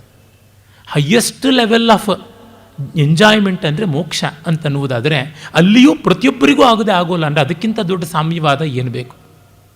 ಇವತ್ತು ಮಾರ್ಕ್ಸಿಸಮ್ನ ಆ ತಂತ್ರಗಳು ನಮ್ಮ ದೇಶಕ್ಕೆ ಸ್ವಲ್ಪವೂ ಮುಟ್ಟಲಿಲ್ಲ ಅಂತ ಗೊತ್ತಾಗಿ ಅವರುಗಳು ಬಸವಣ್ಣನವರನ್ನು, ಬುದ್ಧನನ್ನು, ಅಂಬೇಡ್ಕರನ್ನು ಹೈಜಾಕ್ ಮಾಡ್ಕೊಂಡಿದ್ದಾರಲ್ಲ. ಇವರು ಜೀರ್ಣಿಸ್ಕೊಳ್ಳೋಕ್ಕಾಗದಷ್ಟು ಗಟ್ಟಿ ಪುರುಷರು. ಒಬ್ಬ ಬುದ್ಧನನ್ನೋ ಬಸವಣ್ಣನೋ ಜೀರ್ಣಿಸ್ಕೊಳ್ಳೋದು ಮಾರ್ಕ್ಸಿಗೆ ಸುಲಭ ಆಗೋದಿಲ್ಲ. ಬಜೆಬೆಣ್ಣೆ ಎಲ್ಲ ಕರಗೋಗ್ಬಿಡುತ್ತೆ. ಯಾವ ಡೈಜಿನ್ ಕೊಟ್ಟರೂ ಇಲ್ಲ, ಇನ್ನು ಯಾವ ಮಾತ್ರೆ ನುಂಗಿಸಿ ಶುಂಠಿ ಭಾವನಾ ಲೇಹ್ಯ ಕೊಟ್ಟರೂ ಪ್ರಯೋಜನವಾಗೋದಿಲ್ಲ. ಕಾರಣ ಇದು ಅವರು ಜೀರ್ಣ ಮಾಡ್ಕೊಳ್ಳೋಕ್ಕಾಗದೇ ಇರತಕ್ಕಂಥ ವಸ್ತು. You can't chew which you can't gulp ಅಂತಾರಲ್ಲ, ಆ ಭಾವ ಇಲ್ಲಿರುವಂಥದ್ದು. ಅದಕ್ಕೆ ಸಿದ್ಧಾಂತ ಔಟ್ಡೇಟೆಡ್ ಆಗಿದೆ. ಇಲ್ಲಿ ಯಾವುದಾದ್ರೂ ಒಂದು ರೂಪ ಬೇಕು ಅಂತ ಇಲ್ಲಿ ತೊಗೊಂಡಿರುವಂಥದ್ದು. ಅಂದರೆ ಮಾರ್ಕ್ಸಿಸಮ್ಗೆ ಒಂದು ಹೊಸ ಟಾನಿಕ್ ಕೊಡಬೇಕು, ಅದಕ್ಕೆ ಕಾಯಕಲ್ಪ ಮಾಡಬೇಕು, ಅದಕ್ಕೆ ಉಡದಾರ ಹಾಕಿ ಜನಿವಾರ ಹಾಕಿ ಒಂದು ಸಿದ್ಧಿ ಕಲ್ಪಿಸಬೇಕು ಅಂದರೆ ಬುದ್ಧ ಬೇಕು, ಬಸವಣ್ಣ ಬೇಕು, ಈ ಅಧ್ಯಾತ್ಮ ಪರಂಪರೆಯಿಂದಲೇ ಬೇಕು ಅಂತಂದರೆ ಯಾವುದು ಥಿಯೋಲಾಜಿಕಲ್ ಸೊಸೈಟಿ ಅಂತೀರಾ ಅದು ಬೇರೆ, ಯಾವುದು ಕ್ಯಾಪಿಟಲಿಸ್ಟಿಕ್ ಸೊಸೈಟಿ ಅಂತೀರಾ ಅದು ಬೇರೆ, ಕಮ್ಯುನಿಸ್ಟಿಕ್ ಸೊಸೈಟಿ ಅಂತಾರಲ್ಲ ಅದು ಬೇರೆ. ಇವೆಲ್ಲಕ್ಕೂ ಬೇಕಾಗುವ ಸಂಪನ್ಮೂಲತೆ ಭಾರತೀಯ ಸಂಸ್ಕೃತಿಯಲ್ಲಿ ಒದಗಿ ಬರುತ್ತದೆ ಅಂತಂದರೆ ಈ ಸಂಸ್ಕೃತಿಯ ಲಕ್ಷಣ ಎಷ್ಟು ವಿಶಿಷ್ಟವಾಗಿರಬೇಕು ಅಂತ. ಅದಕ್ಕೆ ಕಾರಣ ಪಾರಮಾರ್ಥಿಕವಾಗಿ ಅದ್ವೈತವನ್ನು, ವ್ಯಾವಹಾರಿಕವಾಗಿ ದ್ವೈತವನ್ನು ಒಪ್ಪಿಕೊಳ್ತು. ಈ ಎರಡನ್ನೂ ಒಪ್ಪಿಕೊಳ್ಳುವ ಆ ಒಂದು ಹದ ಇದೆಯಲ್ಲ, ಆ ಹದ ವಿಶಿಷ್ಟಾದ್ವೈತದಲ್ಲಿ ಇರುವಂಥದ್ದು. ಅದರಿಂದಲೇ ನಮ್ಮಲ್ಲಿ ಯಾವ ಸಿದ್ಧಾಂತಗಳು ಈ ಮೂರಕ್ಕೆ ಬಂದು ಎಳೆಯಲೇಬೇಕಾಗುತ್ತದೆ. ವೈಯಾಮೀಡಿಯಾ ಅಂತ ಅನ್ನೋದು ಒಂದು ಬೇಕಾಗುತ್ತದೆ. ಭೇದ ಘಟಕ ಶ್ರುತಿ ಅಂತ ಕರೀತಾರೆ. ನಾನು ಕೇವಲ ಅದ್ವೈತಿ ಅಂತ ಅನ್ನೋವನಿಗೆ ಅದ್ವೈತವೂ ಅರ್ಥ ಆಗಿಲ್ಲ, ನಾನು ಕೇವಲ ದ್ವೈತಿ ಅನ್ನೋವನಿಗೆ ದ್ವೈತವೂ ಅರ್ಥವಾಗಿಲ್ಲ. ಈ ಸಮನ್ವಯ ನಮ್ಮಲ್ಲಿ ಇರುವುದರಿಂದಲೇ ಎಲ್ಲ ದರ್ಶನಗಳಲ್ಲಿಯೂ ಈ ಅಂಶಗಳು ಬಂದೇ ಬರ್ತವೆ. ಮತ್ತು ಯಾವುದನ್ನು ಯಾವುದು ನಿರ್ಮೂಲಿಸಿ ಬದುಕೋದಕ್ಕೆ ಆಗೋದಿಲ್ಲ. ಮತ್ತು ಅದೇ ಆಲೋಚನೆಗಳು, ಅದೇ ಅಭಿಪ್ರಾಯಗಳು ಬೇರೊಂದು ದರ್ಶನದಲ್ಲಿ ಧ್ವನಿಸುವಂಥದ್ದನ್ನು ನೋಡ್ತೀವಿ. ಅದು ಕಾಣದೇ ಇರುವಂಥದ್ದು ಸಾಧ್ಯವೇ ಇಲ್ಲ ಇಲ್ಲಿ. ಇದು ನಾವು ಗಮನಿಸಿಕೊಂಡಾಗ ಭಾರತೀಯ ಸಂಸ್ಕೃತಿಯ ವೈವಿಧ್ಯ ಎಂಥದ್ದು, ಅದು ಸಹಿಷ್ಣುತೆ ಅಲ್ಲ, ಅದು ಅಂಗೀಕಾರ. ಮತ್ತು ಅಂಗೀಕಾರ ಅಸಹಾಯಕವಾದ ಅಂಗೀಕಾರ ಅಲ್ಲ, ಪ್ರಜ್ಞಾಪೂರ್ವಕವಾದ ಪ್ರಬಲತೆಯ ಅಂಗೀಕಾರ, ಪ್ರಾಬಲ್ಯದಿಂದ ಮಾಡಿಕೊಂಡಂಥ ಅಂಗೀಕಾರ ಅನ್ನುವುದು ಗೊತ್ತಾಗುತ್ತದೆ. ಆಮೇಲೆ ನಾವು ನೋಡುವಂಥದ್ದು ಕೆಲವು ಮೂಲಭೂತ ಪರಿಕಲ್ಪನೆಗಳನ್ನು ಪ್ರತಿಶಾಸ್ತ್ರದಲ್ಲಿಯೂ ಮಾಡಿಕೊಂಡಿದ್ದಾನೆ. ಅದು ಈ ಪರಮಾರ್ಥಕ್ಕೆ ಅನುರೋಧವಾಗಿ ಇರುವಂಥದ್ದು. ಈಗ ಪಾಶ್ಚಾತ್ಯ ವಿಜ್ಞಾನದಲ್ಲಿ ಪಾಸ್ಚುಲೇಟ್ಸ್ ಅಂತ ಯಾವುದನ್ನು ಮಾಡಿಕೊಂಡಿದ್ದಾರೆ ಅದಕ್ಕಿಂತ ಪ್ರಬಲವಾದದ್ದು ಕಾಣಿಸುತ್ತೆ. ಉದಾಹರಣೆಗೆ ಆಯುರ್ವೇದದಲ್ಲಿ ತ್ರಿದೋಷ ಸಿದ್ಧಾಂತ. ನೀವು ಅದನ್ನು ಫ್ಯಾಕ್ಚುಯಲ್ಲಾಗಿ ಪ್ರೂವ್ ಮಾಡೋಕ್ಕಾಗೋಲ್ಲ, ಆದರೆ ಒಂದು ವ್ಯಾಲ್ಯೂ ಆಗಿ ಸದಾ ಫೀಲ್ ಮಾಡೋಕ್ಕೆ ಸಾಧ್ಯ ಇದೆ. ಅದನ್ನು ಒಪ್ಪಿಕೊಳ್ಳಬೇಕು. ಅಂದರೆ ಸಬ್ಜೆಕ್ಟಿವಿಟಿ ಆಫ್ ಸೈನ್ಸ್ ಅನ್ನೋದು ಅತ್ಯಂತ ಉನ್ನತ ಮಟ್ಟದಲ್ಲಿ ಇದೆ. ಅಬ್ಜೆಕ್ಟಿವಿಟಿಯೇ ಸೈನ್ಸಿನ ಮುಖ್ಯ ಲಕ್ಷಣ ಅಂತಂದರೆ ಅದು ಸೈನ್ಸಿನ ಒಂದು ಮಿತಿ ಆಗುತ್ತೆ. ಸೈನ್ಸ್ ಎಲ್ಲರಿಗೂ ಕೂಡ ಅನ್ವಿತವಾಗಬೇಕು ಅಂದರೆ ನಾವು ಈ ಸಬ್ಜೆಕ್ಟಿವಿಟಿ ಆಫ್ ಸೈನ್ಸ್ ಅನ್ನುವಂಥದ್ದು ಯಾವುದಿದೆ, ವಿಜ್ಞಾನದ ಸಾಪೇಕ್ಷತೆ ಅನ್ನುವಂಥದ್ದು ಅನುಭವದ ಸ್ತರದಲ್ಲಿ ಉಂಟು ಅನ್ನೋದನ್ನು ತೋರ್ಪಡಿಸುವುದಕ್ಕೋಸ್ಕರವಾಗಿ ಅದನ್ನು ಮಾಡಿಕೊಂಡಿದ್ದಾರೆ. ಅದು ಈ ತ್ರಿದೋಷ ಸಿದ್ಧಾಂತ ಆಯುರ್ವೇದದಲ್ಲಿ ಬಂದರೆ, ತ್ರಿಗುಣ ಸಿದ್ಧಾಂತ ಯೋಗಶಾಸ್ತ್ರದಲ್ಲಿ, ಸಾಂಖ್ಯ ದರ್ಶನದಲ್ಲಿ ಬರುತ್ತದೆ. ಒಂದು ದೇಹಕ್ಕೆ ಸಂಬಂಧಪಟ್ಟದ್ದು, ಮತ್ತೊಂದು ಮನಸ್ಸಿಗೆ ಸಂಬಂಧಪಟ್ಟದ್ದು. ಆಮೇಲೆ ಇನ್ನೂ ಒಂದು ಅಂಶ ಯಾವುದು ನಮಗೆ ಕಲೆಯಲ್ಲಿ ಕಾಣಿಸ್ತಕ್ಕಂಥದ್ದು, ತ್ರಿಗುಣ ಸಿದ್ಧಾಂತವೇ ಅದು. ಓಜಸ್ಸು, ಪ್ರಸಾದ, ಮಾಧುರ್ಯ ಅಂತಕ್ಕಂಥ 3 ಗುಣಗಳು ಅನ್ನುವಲ್ಲಿ ಕೂಡ ಅದನ್ನು ಒಂದು ಸಾಹಿತ್ಯದಲ್ಲಿ ಇಲ್ಲಿಯೇ ಓಜಸ್ಸಿದೆ, ಇಲ್ಲಿಯೇ ಪ್ರಸಾದ ಇದೆ ಅಂತ ಬೆರಳಿಟ್ಟು ತೋರಿಸೋಕ್ಕಾಗೋಲ್ಲ. ಆದರೆ ಓದಿಕೊಂಡಾಗ ನಮ್ಮ ಭಾವಕ್ಕೆ ಬರುವಂಥದ್ದಾಗಿದೆ. ಅಂದರೆ ಒಂದು ವಿಜ್ಞಾನದಲ್ಲಿ, ಇನ್ನೊಂದು ಮನೋವಿಜ್ಞಾನದಲ್ಲಿ, ಮತ್ತೊಂದು ಕಲಾ ವಿಷಯದಲ್ಲಿ 3 ಕಡೆಯಲ್ಲಿಯೂ ಕಾಣಿಸ್ತಕ್ಕಂಥದ್ದು. Physical sciences, psychological sciences and arts, ಆ 3 ಹಂತದಲ್ಲಿಯೂ ಕಾಣಿಸುವಂಥದ್ದಾಗಿದೆ. ಆಮೇಲೆ ಎಲ್ಲ ಮತಾಚರಣೆಗಳು ಒಂದು ಸಂಕೇತವಲ್ಲದೆ ಅವು ಪರಮಾರ್ಥವಲ್ಲ. ಹಾಗಾಗಿ ಈ ಸಂಕೇತಗಳಲ್ಲಿ ನಾವು ಅನವಶ್ಯವಾದ ಬದಲಾವಣೆ ಮಾಡಿಕೊಳ್ಳಬೇಕಿಲ್ಲ. ಸಂಕೇತದ ಪ್ರಾಚೀನತೆಯನ್ನು ಕಂಡು ಸಿದ್ಧಾಂತದ ಪ್ರಾಚೀನತೆ, ಸಿದ್ಧಾಂತದ ಕಾಲಬಾಹ್ಯತೆ ಅಂತ ಅಂದುಕೊಳ್ಳಬೇಕಾಗಿಲ್ಲ ಅಂತ. ಉದಾಹರಣೆಗೆ ನಾವು ದೀಪವನ್ನು ಉರಿಸಿಬಿಟ್ಟು ದೇವರ ಪೂಜೆ ಮಾಡ್ತೀವಿ ಅಂದರೆ, ಯಾವುದೋ ಆದಿಮಾನವರು ದೀಪಾನ ಉರಿಸ್ತಾ ಇದ್ದರು, ಎಲೆಕ್ಟ್ರಿಸಿಟಿ ಆಗಿರಲಿಲ್ಲ, ಹೀಗಾಗಿ ನಮ್ಮ ಪೂಜಾ ಪದ್ಧತಿಗಳೆಲ್ಲ ಕಾಲಬಾಹ್ಯವಾದದ್ದು ಅಂತ ತೀರ್ಮಾನ ಮಾಡಬೇಕಾಗಿಲ್ಲ. ನಾವು ದೀಪವನ್ನು ಒಂದು ಸಂಕೇತ ಅಂತ ಇಟ್ಕೊಂಡಿದ್ದೀವಿ. ಎಲೆಕ್ಟ್ರಿಕ್ ಲ್ಯಾಂಪ್ ಇದ್ದರೂ ಆಗುತ್ತೆ, ನಮಗೇನು ತೊಂದರೆ ಇಲ್ಲ. ಸಂಕೇತ ಅಂತಂದುಕೊಂಡ ಮೇಲೆ ಸಂಕೇತ ಅನ್ನುವ ವಸ್ತು ಅಲ್ಲ ಮುಖ್ಯ, ಸಂಕೇತಿತವಾಗಬಲ್ಲಂಥ ಭಾವನೆ ಮುಖ್ಯ ಅಂತ ಗೊತ್ತಾಗುತ್ತೆ. ಹಾಗಾಗಿ ದೀಪ ಅನ್ನುವುದು ಅಮುಖ್ಯವಾಗಿ ಆ ದೀಪದ ಮೂಲಕ ಆಗುವಂಥ ಭಾವನೆ ಏನು ಅಂತ ಗೊತ್ತಾಗುತ್ತೆ. ನಿನಗೆ ಎಲೆಕ್ಟ್ರಿಕ್ ಲ್ಯಾಂಪ್ನಿಂದಲೂ ಆ ಭಾವನೆ ಬಂದರೆ ಇಟ್ಟುಕೋ, ಭಾವನೆ ಬರದೇ ಇದ್ದರೆ ಇದನ್ನೇ ಇಟ್ಕೊ. ನಿನಗೆ ಒಂದು ದೀಪಕ್ಕೆ ಬರದೇ ಇದ್ದರೆ ಮನೆಯೆಲ್ಲ ದೀಪ ಉರಿಸ್ಕೋ. ಈ ಅವಕಾಶಗಳನ್ನು ಕೊಟ್ಟಿರುವಂಥದ್ದು ಗೊತ್ತಾಗುತ್ತದೆ. ಆದರೆ ಬೇಕಾದಷ್ಟು ಬೇರೆ ಬೇರೆ ಸಂಸ್ಕೃತಿಗಳಲ್ಲಿ ಸಂಕೇತ ಮತ್ತು ಸಂಕೇತಿತ ಅಂತ ಇದೆಯಲ್ಲ, symbol and that is symbolised, ಅವುಗಳಲ್ಲಿ ಆ ಭೇದ ಮಾಡಿಕೊಂಡ ಕಾರಣ ಅವರು ಬದಲಾವಣೆ ಆಗೋದಕ್ಕೆ ಸಾಧ್ಯ ಇಲ್ಲ. ಉದಾಹರಣೆಗೆ ಇಸ್ಲಾಂ, ಅಲ್ಲಿ ಸಂಕೇತ ಮತ್ತು ಸಂಕೇತಿತ ಅನ್ನುವಂಥದ್ದು ಎರಡಕ್ಕೂ ಏಕದೇಹ ನ್ಯಾಯ ಮಾಡಿಕೊಂಡು ಬಿಟ್ಟು ಜಗತ್ತನ್ನು ಒದ್ದಾಡಿಸ್ತಾ ಇದ್ದಾರೆ, ಅವರು ಒದ್ದಾಡ್ತಾ ಇದ್ದಾರೆ. ಕ್ರಿಶ್ಚಿಯಾನಿಟಿಯಲ್ಲೂ ಕೂಡ ಅದೇ ಆಗಿರುವುದು, ಕಮ್ಯುನಿಸಮಲ್ಲೂ ಅದೇ ಆಗಿರುವುದು. ಕಾರಣ ಇವು ಮೂರು ಒಂದೇ, ಬೇರೆ ಬೇರೆ ಮುಖವಾಡ ಹಾಕ್ಕೊಂಡಿರ್ತಕ್ಕಂಥ ಒಬ್ಬನೇ ದಗಲ್ಬಾಜಿ ಕೆಲಸ ಮಾಡ್ತಾ ಇರುವಂಥದ್ದು. ಮತ್ತು ಸತ್ಯಯ ಅನೇಕ ಸ್ತರಗಳು, ವ್ಯಾವಹಾರಿಕ ಸತ್ಯ, ಪಾರಮಾರ್ಥಿಕ ಸತ್ಯ, ಪ್ರಾತಿಭಾಸಿಕ ಸತ್ಯ, ಆಹಾರ್ಯ ಸತ್ಯ ಅಂತ ಅನೇಕ ರೀತಿಯಲ್ಲಿ. ನಮ್ಮ ಕಣ್ಣಿಗೆ ಕಾಣಿಸುವ ಈ ಲೋಕದ್ದು ಒಂದು ಸತ್ಯ, ಅದು ವ್ಯಾವಹಾರಿಕ ಸತ್ಯ. ನಮ್ಮ ಯಾರ ಕಣ್ಣಿಗೂ ಕಾಣಿಸ್ದೇ ಇರತಕ್ಕಂಥ ಒಂದು ಭ್ರಮೆಗೂ ಅಸ್ತಿತ್ವ ಇದೆ ಅಂಥೇಳಿ ಅದನ್ನು ಪ್ರಾತಿಭಾಸಿಕ ಸತ್ಯ ಅಂತ ಹೇಳಿದ್ದಾರೆ. ಇದು ತುಂಬ ದೊಡ್ಡ ಸಂಗತಿ. ಒಬ್ಬ ಹುಚ್ಚನ ಐಡಿಯಾಗೂ ಬೆಲೆ ಕೊಟ್ಟಿರುವಂಥದ್ದು. ನನಗೇನೋ ಕಾಣಿಸ್ತಾ ಇದೆ ಅಂತಂದರೆ ಹೌದಪ್ಪ ಅದು ನಿಜ, ಆದರೆ ಅದು ನಿನ್ನ ಮಟ್ಟಿಗೆ ಮಾತ್ರ ನಿಜ ಅಂತ ಹೇಳ್ತೀವಿ. ಅವನನ್ನು ನಿರಾಕರಿಸಲಿಲ್ಲ, ಆದರೆ ಅವನು ಒಪ್ಪಿದ ಸತ್ಯವನ್ನು ನಾವು ಒಪ್ಪಲಿಲ್ಲ. ಆದರೆ ಅವನು ಕಾಣ್ತಾ ಇರೋದು ಅವನಿಗೆ ನಿಜ ಅನ್ನೋದನ್ನು ನಾವು ನಿಜ ಅಂತ ಒಪ್ಕೊಂಡಿದ್ದೀವಿ. ಈ ಸೂಕ್ಷ್ಮತೆ ಇದೆಯಲ್ಲ, ಇದು ತುಂಬ ದೊಡ್ಡದು. ಹಾಗಾಗಿಯೇ ಯಾವ ಅಭಿಪ್ರಾಯಗಳಿಗೂ ನಾವು ಅಡ್ಡಿಯಾಗೋದಿಲ್ಲ. ಸಮಾಜದ ಈ ಒಂದು ಹೇರಿಕೆ ಇಲ್ಲದಿರುವಿಕೆ ಅನ್ನೋದು ಈ ಕಾರಣ. ಪ್ರಾತಿಭಾಸಿಕ ಸತ್ಯ, ನಿನ್ನ ಕನಸು ನಿನಗೆ ನಿಜ, ಅದನ್ನು ನಾನು ನಿರಾಕರಿಸುವುದೇ ಇಲ್ಲ. ಆದರೆ ನಿನ್ನ ಕನಸನ್ನು ನೀನು ನನಗೆ ಹೇರೋಕ್ಕೆ ಬಂದರೆ ಕಷ್ಟ. ನಿನ್ನೆ ದಿವಸ ಕನಸಿನಲ್ಲಿ ನೀವು ನನಗೆ 1,00,000 ರೂಪಾಯಿ ಕೊಟ್ಟಂತೆ ಆಯಿತು ಅಂತಂದರೆ ಹೌದು ನಿಜ, ಆದರೆ ನಾನು ನಿನಗೆ ಈಗ ಅದನ್ನು ಕೊಡಬೇಕಾಗಿಲ್ಲ ಅನ್ನೋದು ಅಷ್ಟೇ ನಿಜ. ಈ ರೀತಿಯಾದಂಥದ್ದು. ಆಮೇಲೆ ಆಹಾರ್ಯ ಸತ್ಯ, ಎಲ್ಲ ಕಲೆಗಳ ಜೀವನಾಡಿಯಾಗಿರುವಂಥದ್ದು ಅದೇನೆ. ಗೊತ್ತು ಇವನು ರಾಮ ಅಲ್ಲ, ಆದರೂ ಇವನನ್ನು ರಾಮ ಅಂತ ಒಪ್ಪಿಕೊಂಡಾಗ ಈ ನಾಟಕಕ್ಕೆ ಬರುವ ರಕ್ತಿಯೇ ರಕ್ತಿ ಅನ್ನುವಂಥದ್ದು. ಈ ವಿಲ್ಲಿಂಗ್ ಸಸ್ಪೆನ್ಷನ್ ಆಫ್ ಡಿಸ್ಬಿಲೀಫ್ ಅಂತ ಯಾವುದನ್ನು ಪಾಶ್ಚಾತ್ಯ ಪ್ರಪಂಚ 20ನೇ ಶತಮಾನದ ಆದಿಯಲ್ಲಿ ಕಂಡುಕೊಂಡರೂ ಅದೊಂದು ಕಲೆಯ ಸಾರ್ವತ್ರಿಕವಾದ ಅಳತೆಗೋಲಾಗಲಿಲ್ಲ. ಅಲ್ಲಿ ಬಂದ ಯಾವ ಒಳ್ಳೆ ಸಿದ್ಧಾಂತವೂ ಕೂಡ ಸಾರ್ವತ್ರಿಕವಾಗಲಿಲ್ಲ, ಕೆಟ್ಟ ಸಿದ್ಧಾಂತವೂ ಸಾರ್ವತ್ರಿಕವಾಗಲಿಲ್ಲ. ಹೀಗಾಗಿ ಅರಾಜಕತೆ ಅಲ್ಲಿ ಬೆಳೆದಿದೆ. ಆದರೆ ನಮ್ಮಲ್ಲಿ ಬಂದ ಒಳ್ಳೆಯ ಸಿದ್ಧಾಂತವೆಲ್ಲವೂ ಕೂಡ ಅಂಗೀಕೃತವಾಯಿತು ಅನ್ನೋದನ್ನು ನಾವು ನೋಡ್ತೀವಿ. ಈ ರೀತಿ ಭಾರತೀಯ ಸಂಸ್ಕೃತಿಯ ಹಲವು ವಿಶೇಷಗಳನ್ನು ನಾವು ಕಾಣಬಹುದು. ಮತ್ತು ಒಂದೆರಡು ಹೇಳುವುದಿದ್ದರೆ ನೋಡಿ, ನಮ್ಮ ಎಲ್ಲ ಕಲೆಯು ಧಾರ್ಮಿಕ. ಈ ಮೂಲಕವಾಗಿ ಆದಂಥ ದೊಡ್ಡ ಪ್ರಯೋಜನ ಏನಂತಂದರೆ, ಪ್ರತಿಯೊಬ್ಬ ಸಾಮಾನ್ಯನಿಗೂ ಕಲೆ ಸಂಸ್ಕಾರ ಆಗುವಂತೆ ಆಯಿತು.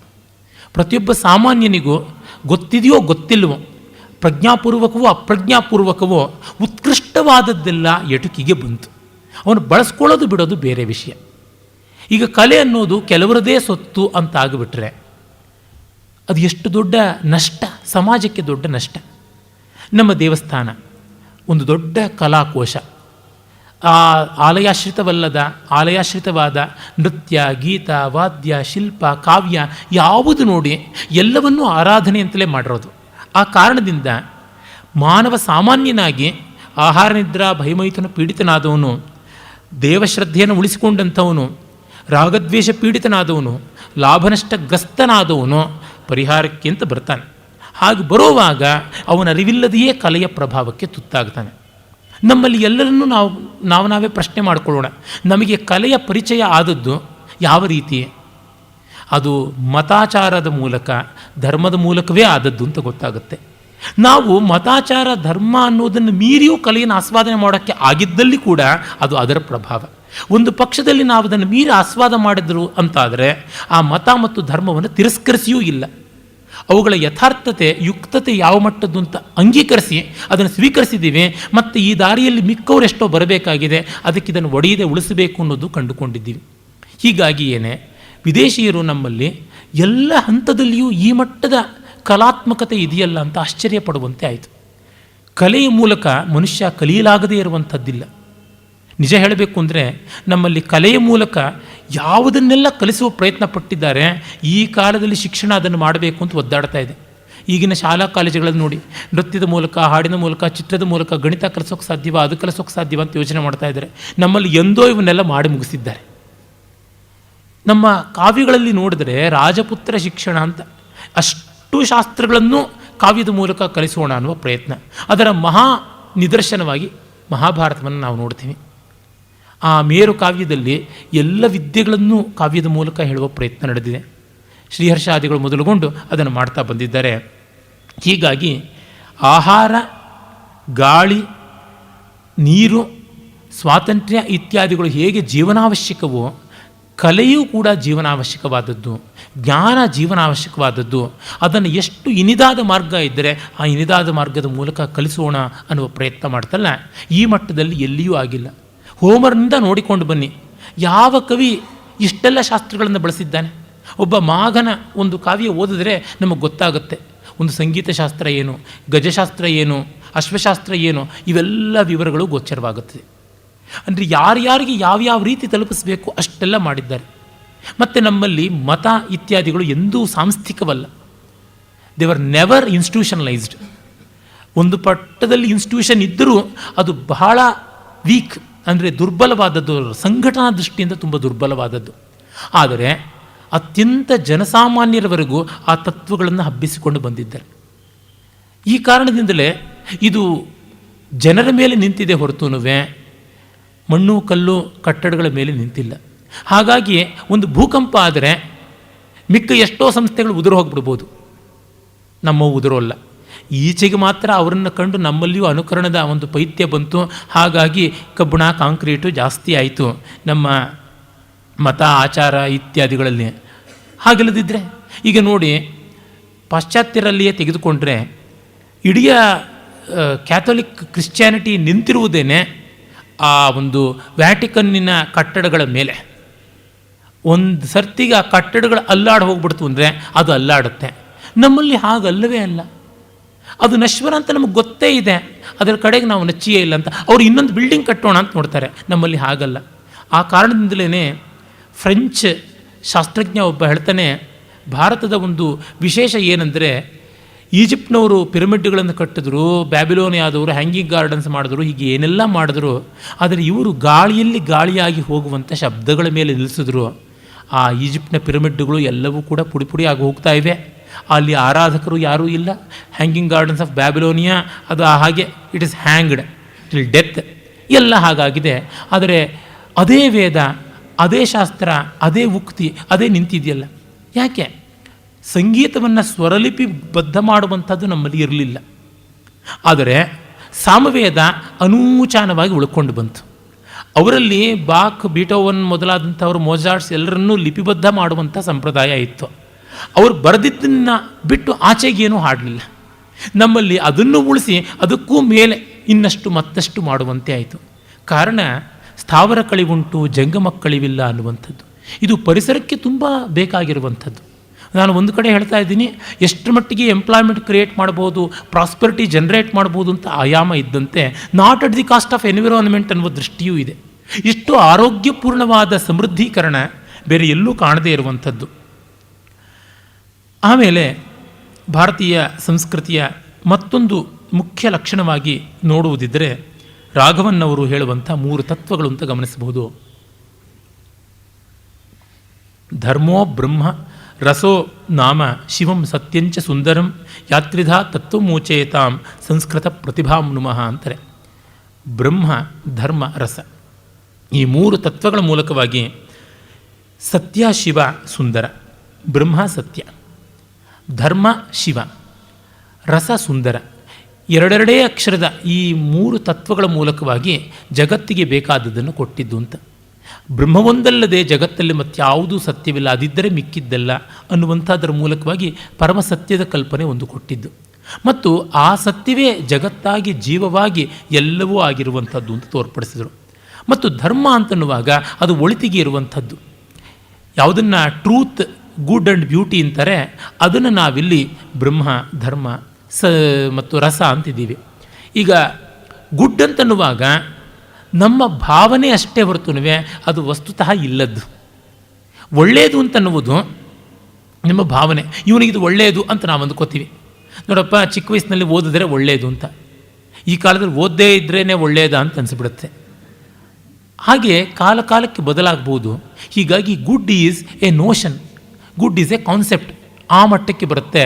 ಧರ್ಮವೂ ಹಾಗೆ. ಧರ್ಮ ಲೋಕದಲ್ಲಿ ಕಾಣುವಂಥದ್ದಲ್ಲ, ನಾವು ಕಂಡುಕೊಳ್ಳಬೇಕಾದಂಥದ್ದು. ಸತ್ಯವಾದರೆ ಲೋಕದಲ್ಲಿ ಇರುವಂಥದ್ದು, ಅದನ್ನು ಯಾರೂ ಅಲ್ಲಾಡಿಸೋಕ್ಕಾಗೋಲ್ಲ. ಹೀಗಾಗಿ ಧರ್ಮದ ಸಾಪೇಕ್ಷತೆ, ಬ್ರಹ್ಮದ ನಿರಪೇಕ್ಷತೆಯನ್ನು ಅವರು ಯಾರೂ ಹೇಳದೇ ಇರೋಷ್ಟು ಚೆನ್ನಾಗಿ ನಮ್ಮಲ್ಲಿ ಹೇಳುವುದಕ್ಕಾಯಿತು. ಹಿರಿಯಣ್ಣನವರು ಈ ದೃಷ್ಟಿಯಿಂದಲೇ ಕ್ವೆಸ್ಟ್ ಆಫ್ಟರ್ ಪರ್ಫೆಕ್ಷನ್ ಗ್ರಂಥದಲ್ಲಿ ತೋರ್ಪಡಿಸ್ತಾರೆ. ಪಾಶ್ಚಾತ್ಯರ ಟ್ರೂತ್, ಗುಡ್, ಬ್ಯೂಟಿಗಿಂತಲೂ ನಮ್ಮಲ್ಲಿ ಈ ತತ್ವಗಳು ಹೇಗೆ ಉತ್ಕೃಷ್ಟ ಅಂತ. ಇನ್ನು ಸುಂದರ ಅಂತಂದರೆ ರಸ ಅಂತ ಯಾವುದಿದೆ, ಅಲ್ಲಿ ಬ್ಯೂಟಿ ಅಂತ ಕರೆಯೋದು ಅದು ಅನುಭವಿಸಲ್ಪಡಬೇಕಾದದ್ದು. ಬ್ರಹ್ಮ ಅನ್ನುವಂಥದ್ದು ಸಾಕ್ಷಾತ್ಕಾರ ಮಾಡಿಕೊಳ್ಳಬೇಕಾದದ್ದು, ಧರ್ಮ ಅನ್ನುವಂಥದ್ದನ್ನು ಅಂಗೀಕರಿಸಬೇಕಾದದ್ದು, ರಸ ಅನ್ನುವಂಥದ್ದನ್ನು ಆಸ್ವಾದಿಸಬೇಕಾದದ್ದು ಅಂತ. ಹೀಗೆ ಈ 3 ಆಯಾಮಗಳನ್ನು ಕೂಡ ತೋರ್ಪಡಿಸಿದ್ದಾರೆ. ಇದು ಭಾರತೀಯ ಸಂಸ್ಕೃತಿಯಲ್ಲಿ ಕಾಣುವಂತಹ ಬಹಳ ವಿಶೇಷವಾದ ಲಕ್ಷಣ ಅಂತ ನನಗನ್ನಿಸುತ್ತದೆ. ಮತ್ತು ಎಲ್ಲ ಜ್ಞಾನ, ಎಲ್ಲ ಕಲೆ, ಎಲ್ಲಕ್ಕೂ ಕೂಡ ಅನ್ಯೋನ್ಯ ಸಾಹಚರ್ಯವನ್ನು ಒಂದು ಬಿಟ್ಟು ಮತ್ತೊಂದು ಇಲ್ಲ ಅಂತ ತೋರ್ಪಡಿಸಿದ್ದಾರೆ. ಅದರ ವಿವರಗಳನ್ನು ಮುಂದೆ ನಾವು ಕಾಣೋಣ. ಮತ್ತೊಂದು ವ್ಯಕ್ತಿಯ ಸಮಾಜದ, ವ್ಯಕ್ತಿ ಸಮಾಜಗಳ ಎರಡರ ಬೆಳವಣಿಗೆಗೆ ಬೇಕಾಗಿರುವಂಥ ರಚನಾತ್ಮಕವಾದ ಪ್ರಣಾಳಿಗಳನ್ನು ಕೊಟ್ಟಿರುವಂಥದ್ದು. ಜನಜೀವನದ ಒಳಿತಿಗೆ ಎಷ್ಟೆಷ್ಟು ಮಾಡೆಲ್ಸ್ ಹುಡುಕಬಹುದು ಅಷ್ಟನ್ನು ಇವರಷ್ಟು ಚೆನ್ನಾಗಿ ಇನ್ಯಾರೂ ಹುಡುಕಲಿಲ್ಲ. ಉದಾಹರಣೆಗೆ ನೋಡಿ, ವ್ಯಕ್ತಿಯ ಜೀವನ ಪದ್ಧತಿಯನ್ನು 4 ಹಂತ ಮಾಡಿದ್ದಕ್ಕಾಗಿಯೇ ಬಂದದ್ದು ಆಶ್ರಮಗಳು. ಬ್ರಹ್ಮಚರ್ಯ, ಗೃಹಸ್ಥ, ವಾನಪ್ರಸ್ಥ, ಸನ್ಯಾಸ ಅನ್ನುವುದರ ಪರಮಾರ್ಥ ಏನಿದೆ? ವಿವಾಹ ಪೂರ್ವ ಜೀವನ, ವಿವಾಹಾನಂತರ ಜೀವನ ಮತ್ತು ಸಂತಾನ ಬೆಳೆದ ಮೇಲೆ ಆಗುವಂಥದ್ದು. ಪತಿ ಪತ್ನಿಯರಲ್ಲಿ ಒಬ್ಬರು ಹಿಂದೆ ಒಬ್ಬರು ಮುಂದೆ ಆಗಲೇಬೇಕು. ವಿಧುರ ಜೀವನ, ವಿಧವಾ ಜೀವನದ ಗತಿ ಏನು ಅಂತ ಅಂದರೆ before marriage, after marriage, after the maturity of children and after isolated by the life partner, separated by the life partner. ಹೀಗೆ ನೋಡಿದಾಗ ಈ ಸಮಾಜದಲ್ಲಿ ಎಲ್ಲಿ ಕಾಣಿಸೋದಿಲ್ಲ ಈ ಥರದ ವಿಭಾಗಗಳು. ಸನ್ಯಾಸ ಅನ್ನುವುದು ಏನು? ಕಡೆಗೆ ತಾನು ಬಿಡುವುದು ಅಂತ ತಾನೆ, ಬಲವಂತವಾಗಿ ಬಿಡಿಸಿದ್ರೂ ಅಷ್ಟೇ, ತಾನು ಬಿಟ್ಟರೂ ಅಷ್ಟೇ, ಕಡೆಗೆ ಅವನು ಒಂಟಿಯೇ ಆಗ್ತಾನೆ. ಅದಕ್ಕೆ ಅವನು ಹೇಗೆ ಒಂಟಿಸಿಕೊಳ್ತಾನೆ ಎನ್ನುವ ಸಂಸ್ಕಾರ ಕೊಡುತ್ತೆ. ಸನ್ಯಾಸವನ್ನು ಕೊಟ್ಟವರಿಗೆಲ್ಲರಿಗೂ ಕೂಡ ಅದು ಸ್ವೀಕೃತವಾಗಿದೆಯಾ? ತಗೊಂಡಿದ್ದಾರೆ, ಅವರು ಕೊಡಿಸಿದ್ದಾರೆ ಅಷ್ಟೇ. ಸನ್ಯಾಸ ಕೊಡಿಸೋದು ಅಂತಾಗಿದೆಯಲ್ಲ. ಹಾಗೆ ಕಂಡಾಗ ಈ 4 ಆಶ್ರಮಗಳು ಎಲ್ಲ ಕಾಲಕ್ಕೂ ಇರುವಂಥವೇ. ಅವುಗಳ ರೂಪ ಬದಲಾವಣೆ ಆಗ್ಬೋದು, ಆದರೆ ಸ್ವರೂಪದಲ್ಲಿ ಇಲ್ಲ. ಇದನ್ನು ಮನುವೇ ಹೇಳಿಬಿಟ್ಟಿದ್ದಾನೆ. ಎದ್ದು ಕಾಣುವಂಥದ್ದು ಸನ್ಯಾಸಾಶ್ರಮದ ರೂಪ ಲಾಂಛನಗಳು. ನ ಲಿಂಗಂ ಧರ್ಮ ಕಾರಣಂ ಅನ್ನುವ ಮೂಲಕ ಮನುವು ಸನ್ಯಾಸ ಅನ್ನೋದು ವೇಷದ ಮೇಲೆ ನಿಂತೇ ಇಲ್ಲ ಅಂತ ಹೇಳಿಬಿಟ್ಟಿದ್ದಾನೆ. ವಿದ್ವತ್ ಸನ್ಯಾಸ ಮತ್ತು ವಿವಿಧೇಶ ಸನ್ಯಾಸ ಅಂತ 2 ಸನ್ಯಾಸಗಳಲ್ಲಿ ವಿದ್ವತ್ ಸನ್ಯಾಸವೇ ಸನ್ಯಾಸ ಬೈ ಆ್ಯಟಿಟ್ಯೂಡ್ ಅಂತಿರೋದ್ರಿಂದ ನಮಗೆ ಗೊತ್ತಾಗುತ್ತದೆ.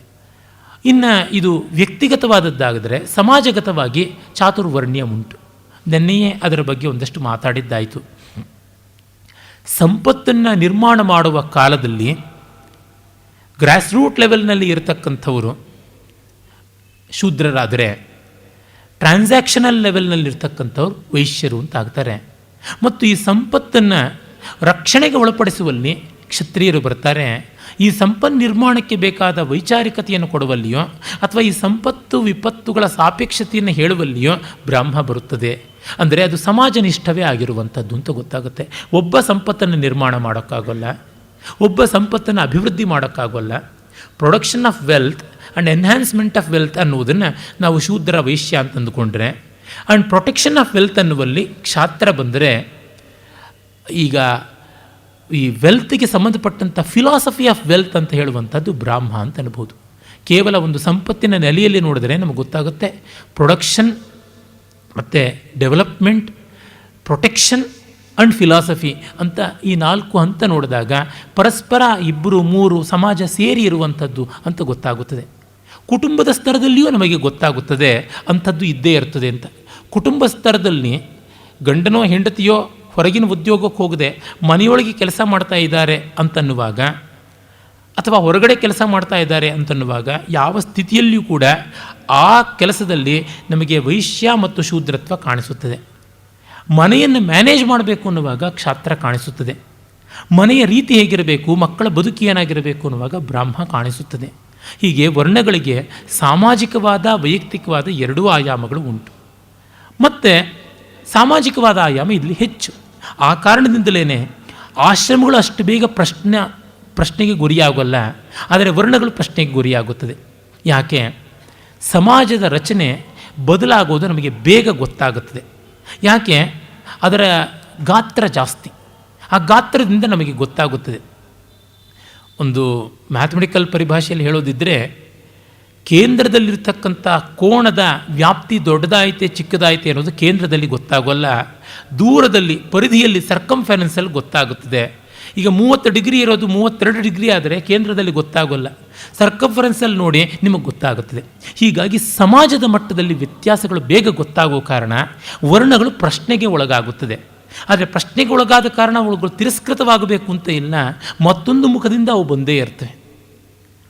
ಆಮೇಲೆ ಈ ಸಮಾಜ ಮತ್ತು ವ್ಯಕ್ತಿ ಈ ಎರಡೂ ರೀತಿಯಿಂದ ಬಂಧಿಸ್ತಕ್ಕಂಥ ಒಂದು ದ್ರವ್ಯ ಗುಣ ಯಾವುದಾದ್ರೂ ಸಿಮೆಂಟಿಂಗ್ ಫ್ಯಾಕ್ಟರ್ ಅಂತಿದ್ದರೆ ಅದು ಪುರುಷಾರ್ಥ. ಸಮಾಜಕ್ಕೂ ಉಂಟು, ವ್ಯಕ್ತಿಗೂ ಉಂಟು. ಒಬ್ಬ ತಾನು ಒಂಟಿಯಾಗಿಯೇ ಎಲ್ಲ ಪುರುಷಾರ್ಥಗಳನ್ನು ಸಂಪಾದಿಸ್ಕೊಳ್ಳೋಕ್ಕಾಗೋದಿಲ್ಲ. ಧರ್ಮವನ್ನು ಸಂಪಾದಿಸಬೇಕು, ಅರ್ಥಕಾಮಗಳನ್ನು ಈಡೇರಿಸಿಕೊಳ್ಬೇಕು ಅಂದರೆ ಸಮಾಜದ ಮೇಲೆ ನಿಂತುಕೊಳ್ಬೇಕಾಗುತ್ತದೆ. ಹೀಗೆ ಮೋಕ್ಷವನ್ನು ತಾನು ಪಡೆಯಬೇಕು ಅನ್ನುವಾಗಲೂ ಕೂಡ ಒಂದು ಮಟ್ಟಕ್ಕೆ ಸಾಮಾನ್ಯರಿಗೆ ಎಲ್ಲರಿಗೂ ಕೂಡ ಸಮಾಜದ ಸಹಕಾರ ಬೇಕಾಗುತ್ತದೆ. ಆದರೆ ಅದು ಇಲ್ಲದೆಯೂ ಮಾಡಿಕೊಳ್ಳೋದಕ್ಕೆ ಸಾಧ್ಯತೆ ಉಂಟು ಅನ್ನುವ ಆಸ್ಪದವನ್ನು ಕೊಟ್ಟಿದ್ದಾರೆ. ಆತ್ಮಾರ್ಥೆ ಪೃಥ್ವೀಂ ತ್ಯಜೇತ್ ಅನ್ನುವ ಮಾತಿನಲ್ಲಾಗಲಿ, ರಮಣರಂಥವರು ಬುದ್ಧನಂಥವರು ಅನ್ಯೋಪದೇಶದ ಆಶ್ರಯವೇ ಇಲ್ಲದೆ ತಾವು ತಮಗೇನೆ ಜ್ಞಾನೋದಯ ಮಾಡಿಕೊಂಡದ್ರೊಳಗೆ ಗೊತ್ತಾಗುತ್ತದೆ. ಹೀಗೆ ವ್ಯಕ್ತಿಸ್ತರ, ಸಮಾಜಸ್ತರ, ವ್ಯಕ್ತಿ ಸಮಾಜಸ್ತರ ಈ ಮೂರನ್ನೂ ಇಟ್ಟುಕೊಂಡಂತಹ ಒಂದು ಮಾಡೆಲ್ ಕೊಟ್ಟಿರುವಂಥದ್ದು ನಮಗೆ ಬಹಳ ದೊಡ್ಡದು ಅಂತ ಅನಿಸುತ್ತದೆ. ಇನ್ನು ಜಗತ್ತಿನಲ್ಲಿ ಎಲ್ಲಿಯೂ ಕಾಣಿಸದೇ ಇರುವಂಥದ್ದು. ಈ ಕಾರಣದಿಂದಲೇ ವೇದಪುರುಷ, ಶಾಸ್ತ್ರಪುರುಷ, ನಕ್ಷತ್ರ ಪುರುಷ, ರಾಶಿಪುರುಷ, ಲೋಕಪುರುಷ, ಕಾಲಪುರುಷ, ಪ್ರಬಂಧ ಪುರುಷ, ಕಾವ್ಯಪುರುಷ ಮೊದಲಾಗಿ ಅಸಂಖ್ಯ ಪುರುಷ ಕಲ್ಪನೆಗಳನ್ನು ಮಾಡಿದ್ದಾರೆ. ಗಂಡು ಅನ್ನುವ ಅರ್ಥ ಅಲ್ಲವಲ್ಲ, ಜೀವ ಅನ್ನುವ ಅರ್ಥದಲ್ಲಿ ತಾನೆ. ಸಮಷ್ಟಿಯನ್ನು ವ್ಯಷ್ಟಿಯನ್ನು ಹೇಗೆ ಸೇರಿಸಿಕೊಳ್ಳುವಂಥದ್ದು ಅಂತ. ಅದರಿಂದಲೇ ನಮ್ಮಲ್ಲಿ ಯಾವ ಸಂಘರ್ಷವೂ ಬರಲಿಲ್ಲ. ನಮ್ಮಲ್ಲಿ ರೆವಲ್ಯೂಷನ್ ಯಾಕಾಗಲಿಲ್ಲ, ಕ್ರಾಂತಿ ಯಾಕಾಗಲಿಲ್ಲ ಅಂತ ತುಂಬ ಜನ ಕೇಳಿಕೊಂಡು ಅದಕ್ಕೆ ಕಾರಣ ಬ್ರಾಹ್ಮಣರು ಎಲ್ಲರನ್ನೂ ತುಳಿದು ಇಟ್ಟಿದ್ದೆ ಅಂತಾರೆ. ಖಂಡಿತ ಅಲ್ಲ. ನಮಗೆ ಗೊತ್ತಿದೆ ವಿಜ್ಞಾನದಲ್ಲಿ ಪ್ರೆಷರ್ ಜಾಸ್ತಿ ಆದಷ್ಟು ಎಕ್ಸ್ಪ್ಲೋಷನ್ ಎನ್ನೋ ಪಾಸಿಬಿಲಿಟಿ ಹೆಚ್ಚು ಅಂತ. ಕುಕ್ಕರಲ್ಲಿ ಪ್ರೆಷರ್ ಜಾಸ್ತಿ ಆದಷ್ಟು ಏನು ನಮಗೆ ಗೊತ್ತಿದೆ, ಬ್ಲೋ ಆಫ್ ಹಾಕಿ ಎಗರೋಗುತ್ತೆ ಅಂತ. ಸಾಮಾನ್ಯ ವಿಜ್ಞಾನದ ಸೂತ್ರ ಗೊತ್ತಿಲ್ಲದೆ ಇರುವವರು ಈ ಹೊತ್ತು ಸಮಾಜದ ಬಗ್ಗೆ, ಅರ್ಥನೀತಿಯ ಬಗ್ಗೆ, ರಾಜನೀತಿಯ ಬಗ್ಗೆ ಮಾತನಾಡಿದ್ದು ಆಡಿದ್ದೇ, ಸಿದ್ಧಾಂತಗಳನ್ನು ಮಾಡಿದ್ದೆ. ತುಂಬ ದೊಡ್ಡ ಅವಿವೇಕ ಇದಕ್ಕಿಂತ ಮಿಗಿಲಾಗಿ ಯಾವುದು? ಯಾರು ಮೇಲೆ ನಿಂತು ತುಳಿದದ್ರಿಂದ ಅಲ್ಲ ಆಗಿದ್ದು. ಸಂಘರ್ಷ ಬರಲಿಲ್ಲ, ದೊಡ್ಡ ರೀತಿಯ ಸಂಘರ್ಷಗಳು ಬರಲಿಲ್ಲ. ಕಾರಣ ಅಲ್ಲಿ ಪ್ರತಿಯೊಂದು ಕಡೆಯಲ್ಲಿಯೂ ಈ ಪ್ರೆಷರ್ ರಿಲೀಸ್ ವ್ಯಾಲ್ವ್ಗಳು ಇದ್ದೇ ಇವೆ. ಯಾವುದು ವಾಟರ್ ಟೈಟ್ ಕಂಪಾರ್ಟ್ಮೆಂಟ್ ಅಲ್ಲ. ಬ್ರಾಹ್ಮಣ ಶೂದ್ರನಾಗ್ತಾನೆ, ಶೂದ್ರ ಕ್ಷತ್ರಿಯನಾಗ್ತಾನೆ, ಕ್ಷತ್ರಿಯ ಬ್ರಾಹ್ಮಣನಾಗ್ತಾನೆ, ಮೇಲೆ ಕೆಳಗೆ ನಡೀತಾನೇ ಇರತಕ್ಕಂಥದ್ದು. ಅದರಿಂದ ಎಲ್ಲಿಯೂ ಆಗಲಿಲ್ಲ. ಆಮೇಲೆ ಅರ್ಥ ವಿತರಣೆ ಸದಾಕಾಲ ಆಗ್ತಾ ಇತ್ತು. ಸಮಾಜದ ಅತ್ಯಂತ ಮೇಲಿನ ಸ್ತರದಲ್ಲಿರಬೇಕು ಅನ್ನುವಂಥದ್ದು ಅಂತ ಹೇಳುವಂಥ ಬ್ರಾಹ್ಮಣನಾದವನು ಅತೀ ಬಡತನದಲ್ಲಿರಬೇಕು ಅಂತ ಶಾಸ್ತ್ರಗಳು ಹೇಳುತ್ತವೆ. ಮತ್ತು ಅದು ಲೋಕರೂಢಿಯಲ್ಲಿಯೂ ಆಗಿತ್ತು ಅನ್ನೋದು ನಮಗೆ ಜಾನಪದ ಕಥೆಗಳಿಂದಲೂ ಗೊತ್ತಾಗುತ್ತೆ. ಒಂದೇ ಒಂದು ಜಾನಪದ ಕಥೆಯನ್ನು ತೋರಿಸಿ, ಜಾನಪದ ಅಂತಾರಲ್ಲ, ಒಬ್ಬ ಸಿರಿವಂತನಾದ ಬ್ರಾಹ್ಮಣ ಇದ್ದ ಅಂತ ಒಂದು ಕಥೆ ತೋರಿಸಿ ಇವರು ಬರೀಬೇಕಷ್ಟೇ ಹೊರತುನುವೆ ಅದು ಇಲ್ಲ. ಅಂದರೆ ಸಮಾಜದ ಅತ್ಯಂತ ಮೇಲಿನ ಮಟ್ಟ ಅಂತ ಯಾವುದಾದ್ರೂ ಇದ್ದರೆ ಅದು ಬಡತನದಿಂದಲೇ ನಿರ್ಮಾಣವಾಗಿರಬೇಕು ಅನ್ನುವಂಥದ್ದು. ಹೀಗೆ ಇದ್ದದ್ರಿಂದ ಡಿಸ್ಟ್ರಿಬ್ಯೂಷನ್ ಆಫ್ ವೆಲ್ತ್ ಅನ್ನುವುದಕ್ಕೆ ತಾನಾಗಿ ಆಸ್ಪದ ಇತ್ತು ಅನ್ನುವುದು ನಮಗೆ ಗೋಚರವಾಗುತ್ತದೆ. ಇರಲಿ, ಈ ಎಲ್ಲ ದೃಷ್ಟಿಯಿಂದ ನಮಗೆ ಗೊತ್ತಾಗುತ್ತದೆ ಭಾರತೀಯತೆಯಲ್ಲಿ ಸಂಘರ್ಷ ಬರದೇ ಇದ್ದಿದ್ದಕ್ಕೆ ಇದು ಕಾರಣ. ಮತ್ತು ಸಮನ್ವಯದ ದೃಷ್ಟಿ ಸರ್ವತೋಮುಖವಾಗಿದ್ದದ್ದರಿಂದ ಯಾಕೆ ಬರುತ್ತದೆ? ಬರುವುದಕ್ಕೆ ಆಸ್ಪದವೇ ಇಲ್ಲ. ಈಗ ಬಾಲ್ ಬೇರಿಂಗ್ಸ್ ಇಟ್ಕೊಂಡ್ಬಿಟ್ಟು ಫ್ರಿಕ್ಷನ್ ಯಾಕಾಗಲಿಲ್ಲ ಅಂದರೆ ಏನನ್ನೋಣ. Contact is minimum. Point contact ಉಂಟು ಬಾಲ್ ಬೇರಿಂಗ್ನಲ್ಲಿ. ರೋಲರ್ ಬೇರಿಂಗ್ ಇದ್ದರೆ ಲೈನ್ ಕಾಂಟ್ಯಾಕ್ಟ್ ಉಂಟು. ಬೇರಿಂಗ್ಸೇ ಇಲ್ಲ ಅಂದರೆ ಸರ್ಫೇಷಿಯಲ್ ಕಾಂಟ್ಯಾಕ್ಟ್ ಉಂಟು, ಅಲ್ಲಿ ಮ್ಯಾಕ್ಸಿಮಮ್ ಫ್ರಿಕ್ಷನ್. ಹಾಗಾಗಿ ಅಲ್ಲಿ ಬ್ರೇಕ್ ಡೌನ್ ಆಗಲೇಬೇಕು. ಇಲ್ಲಿ ಬಾಲ್ ಬೇರಿಂಗ್ ಇದ್ದರಿಂದ ಆಗಲಿಲ್ಲ. ಮತ್ತು ಕ್ಷೋಭೆ ಆಯಿತಲ್ಲ, ನೀವು ತಂದು ಮಾಡಿದ್ದು ಕ್ಷೋಭೆ, ಹೊರಗಿನಿಂದ ಬಂದದ್ದು ಕ್ಷೋಭೆ ಹೊರತು ನಮ್ಮಲ್ಲಿಂದ ಆದದ್ದು ಅಲ್ಲ ಅಂತ ಅನ್ನೋದನ್ನು ಸ್ಪಷ್ಟವಾಗಿ ಹೇಳಬೇಕು. ಅದಕ್ಕೆ ಎರಡು ವಿನಾಯಿತಿಯೇ ಇಲ್ಲ, ಎರಡನೇ ಮಾತೆ ಅದಕ್ಕೆ ಕಂಡುಬರುವಂಥದ್ದಲ್ಲ ಅಂತ ತಿಳಿಯುತ್ತದೆ. ಆಮೇಲೆ ಋಷಿಪ್ರಜ್ಞೆ ತುಂಬ ವಿಶೇಷವಾಗಿ ನಮ್ಮ ಭಾರತೀಯ ಪರಂಪರೆ ಗೌರವಿಸಿರತಕ್ಕಂಥದ್ದು. ಈ ಬಗ್ಗೆ ನಾನು ಕಂಡಂತೆ ಈಚಿನ ವರ್ಷಗಳಲ್ಲಿ ತುಂಬ ದೊಡ್ಡ ಒಳ್ಳೆಯ ದೃಷ್ಟಿಕೋನವನ್ನು ಒದಗಿಸಿಕೊಟ್ಟಂಥವರು ನಮ್ಮ ನಾಡಿನವರೇ ಆಗಿರತಕ್ಕಂಥ ಪ್ರೊಫೆಸರ್ ಪಾದೇಕಲ್ ನರಸಿಂಹ ಭಟ್ಟರು ಭಾರತೀಯ ಋಷಿ ಪರಂಪರೆ ಮತ್ತು ಸಂಸ್ಕೃತ ಸಾಹಿತ್ಯ ಅಂತ ಒಂದು ಸಣ್ಣ ಹೊತ್ತಿಗೆ ಬರೆದಿದ್ದಾರೆ. ಅದರ ಆರಂಭದ ಕೆಲವು ಪುಟಗಳು ಓದಿದ್ರೆ ಸಾಕು ಎಷ್ಟು ರಿವೀಲಿಂಗ್ ರಿಸರ್ಚ್ ಅಲ್ಲಿ ನಡೆದಿದೆ ಅಂತನ್ನುವುದು ಗೊತ್ತಾಗುತ್ತದೆ. ಆ ಒಂದು ಗ್ರಂಥದ ಕೆಲವು ಮಾತುಗಳನ್ನು ಓದಿದ್ರೆ ಈ ಒಂದು ಭಾಷಣಕ್ಕೆ ಪೂರ್ಣತೆ ಬರುತ್ತೆ. ಮತ್ತು ಅದಕ್ಕೆ ಅಷ್ಟೋ ಇಷ್ಟೋ ವಿವರಣೆಯನ್ನು ಕಲ್ಪಿಸಿಕೊಟ್ರೆ ಹೆಚ್ಚಿನ ಫಲ ಉಂಟು ಅಂತ ನನಗನ್ಸುತ್ತೆ. ಋಷಿತ್ವ ಯಾವ ಒಬ್ಬ ವ್ಯಕ್ತಿಗೋ ಒಂದು ವ್ಯಕ್ತಿ ಸಮೂಹಕ್ಕೋ ಸೀಮಿತವಲ್ಲ, ಅದು ಸಾರ್ವಕಾಲಿಕ, ಸಾರ್ವದೇಶಿಕ. ಇದು ಪಾಶ್ಚಾತ್ಯ ಪ್ರಭಾವಿತವಾದ ಇಂದಿನ ದೃಷ್ಟಿಗೆ ಸಂಪೂರ್ಣ ವಿರುದ್ಧವಾಗಿ ರೂಪಿಸಲು ಸಾಧ್ಯವಿರುವ ವ್ಯಾಪಕವೂ ತಲಸ್ಪರ್ಶಿಯೂ ಆದ ದೃಷ್ಟಿಕೋನ ಅಂತ. ಯಾಕೆಂದರೆ ಅಲ್ಲೆಲ್ಲ ಋಷಿಗಳು ಇಷ್ಟೇ, ಇನ್ನು ಇಲ್ಲ ಅನ್ನುವಂತೆ ಉಂಟು. ನಮ್ಮಲ್ಲಿ ಹಾಗಿಲ್ಲ, ಯಾರು ಯಾವಾಗಲೂ ಋಷಿಯಾಗಬಹುದು ಅಂತ. ಸಾಮಾನ್ಯವಾಗಿ ಪಾಶ್ಚಾತ್ಯರಲ್ಲಿ ಪ್ರವಾದಿ ಅಂತಂದರೆ ಮತ ಸಂಬಂಧಿಯಾದದ್ದೇ ಆಗಿರಬೇಕು ಅಂತ ಉಂಟು. ಆದರೆ ಇಲ್ಲಿ ಹಾಗಲ್ಲ. ಮತ್ತು ಅಲ್ಲಿ ರಾಜ ಸಂಬಂಧಿಯಾಗಿಯೂ ಪ್ರವಾದಿ ಇರೋಕ್ಕೆ ಸಾಧ್ಯ ಇಲ್ಲ, ಕೃಷಿ ಸಂಬಂಧಿಯಾಗಿರೋಕ್ಕೆ ಸಾಧ್ಯ ಇಲ್ಲ, ಕಲಾ ಸಂಬಂಧಿಯಾಗಿ ಇರೋಕ್ಕೆ ಸಾಧ್ಯ ಇಲ್ಲ ಅಂತೆಲ್ಲ ಬರುತ್ತೆ. ನಮ್ಮಲ್ಲಿ ಹಾಗಲ್ಲ. ಒಬ್ಬ ರಾಜನು ರಾಜರ್ಷಿ ಆಗಬಲ್ಲ, ಒಬ್ಬ ಕಲಾವಿದ ಋಷಿ ಆಗಬಲ್ಲ. ನಮ್ಮ ನಾಟ್ಯಶಾಸ್ತ್ರ ಬರೆದಂಥವನು ಮಹರ್ಷಿ ಭರತ ಮುನಿ ತಾನೆ. ವ್ಯಾಕರಣ ಬರೆದವನು ಪಾಣಿನಿ ಮಹರ್ಷಿ, ಮುನಿತ್ರಯ ಪ್ರಣೀತವಾದ ವ್ಯಾಕರಣ ಅಂತಂತೀವಿ. ಕಾಮಸೂತ್ರವನ್ನು ಬರೆದಂಥವನು ವಾತ್ಸ್ಯಾಯನ ಮಹರ್ಷಿ ಅಂತಂತೀವಿ. ಮತ್ತು ಯಾವುದೇ ಗ್ರಂಥ ಬರೆದವನು ಬ್ರಹ್ಮಚರ್ಯದಲ್ಲಿದ್ದವನು ಅಂತ. ಅಂದರೆ ಆ ಬ್ರಹ್ಮಭಾವದಲ್ಲಿ ಚರಿಸ್ತಾ ಇರುವಂಥವನು ಅನ್ನೋ ತಾತ್ಪರ್ಯ. ಹೀಗಾಗಿ ಯಾರು ಎಲ್ಲಿ ಬೇಕಾದರೂ ಮಾಡಿಕೊಳ್ಳಬಹುದು. ಅದರಿಂದಲೇ ನಾವು ತುಂಬ ಸುಲಭವಾಗಿ ಯಾವುದಕ್ಕೂ ಋಷಿ ಶಬ್ದವನ್ನು ಬಳಸುವಂಥ ಅನುಕೂಲತೆ ಉಂಟು. ಅಲ್ಲಿ ಏನಾದರೂ ಹಾಕೋಕ್ಕಾಗತ್ಯ, ಪ್ರಾಫಿಟ್ ಅನ್ನೋ ಶಬ್ದವನ್ನು ಬೇರೆಯವ್ರಿಗೆ ಹಾಕಿಬಿಟ್ರೆ ಹತ್ಯೆಗಳು ನಡೆದು ಬಿಡುತ್ತವೆ. ಹತ್ಯೆಗಳಲ್ಲ, ಜೀನಸೈಡ್ ಆಗಿಬಿಡುತ್ತೆ. ನಮ್ಮಲ್ಲಿ ಹಾಗಲ್ಲ. ಇದು ಎಲ್ಲ ಕಾಲಗಳಲ್ಲಿಯೂ ರೂಪುಗೊಳ್ಳುತ್ತಲೇ ಇರುವಂಥದ್ದು. ಇದು ಗ್ರಹಿಸುವ ಶಕ್ತಿ ಬಂದಾಗ ತಾನಾಗಿಯೇ ತನ್ನನ್ನು ತೆರೆದು ತೋರಿಸುವಂಥದ್ದು. ಹಾಗಿದ್ದಾಗ ಸಂಸ್ಕೃತ ಯಾಕೆ? ಎಲ್ಲೂ ಯಾರೂ ಕಾಣಿಕೊಳ್ಳಬಹುದಾದರೆ ಭಾರತೀಯ ಸಂಸ್ಕೃತಿಯ ವಿಶೇಷವೇ ಅದು. ಎಲ್ಲೂ ಯಾರು ಇದನ್ನು ಕಾಣಬಹುದು ಅಂದರೆ ಭಾರತವೇ ಯಾಕೆ ಬೇಕು ಅಂತ. ಇದಕ್ಕೆ ಒಂದೇ ಒಂದು ಉತ್ತರ ಇದೆ.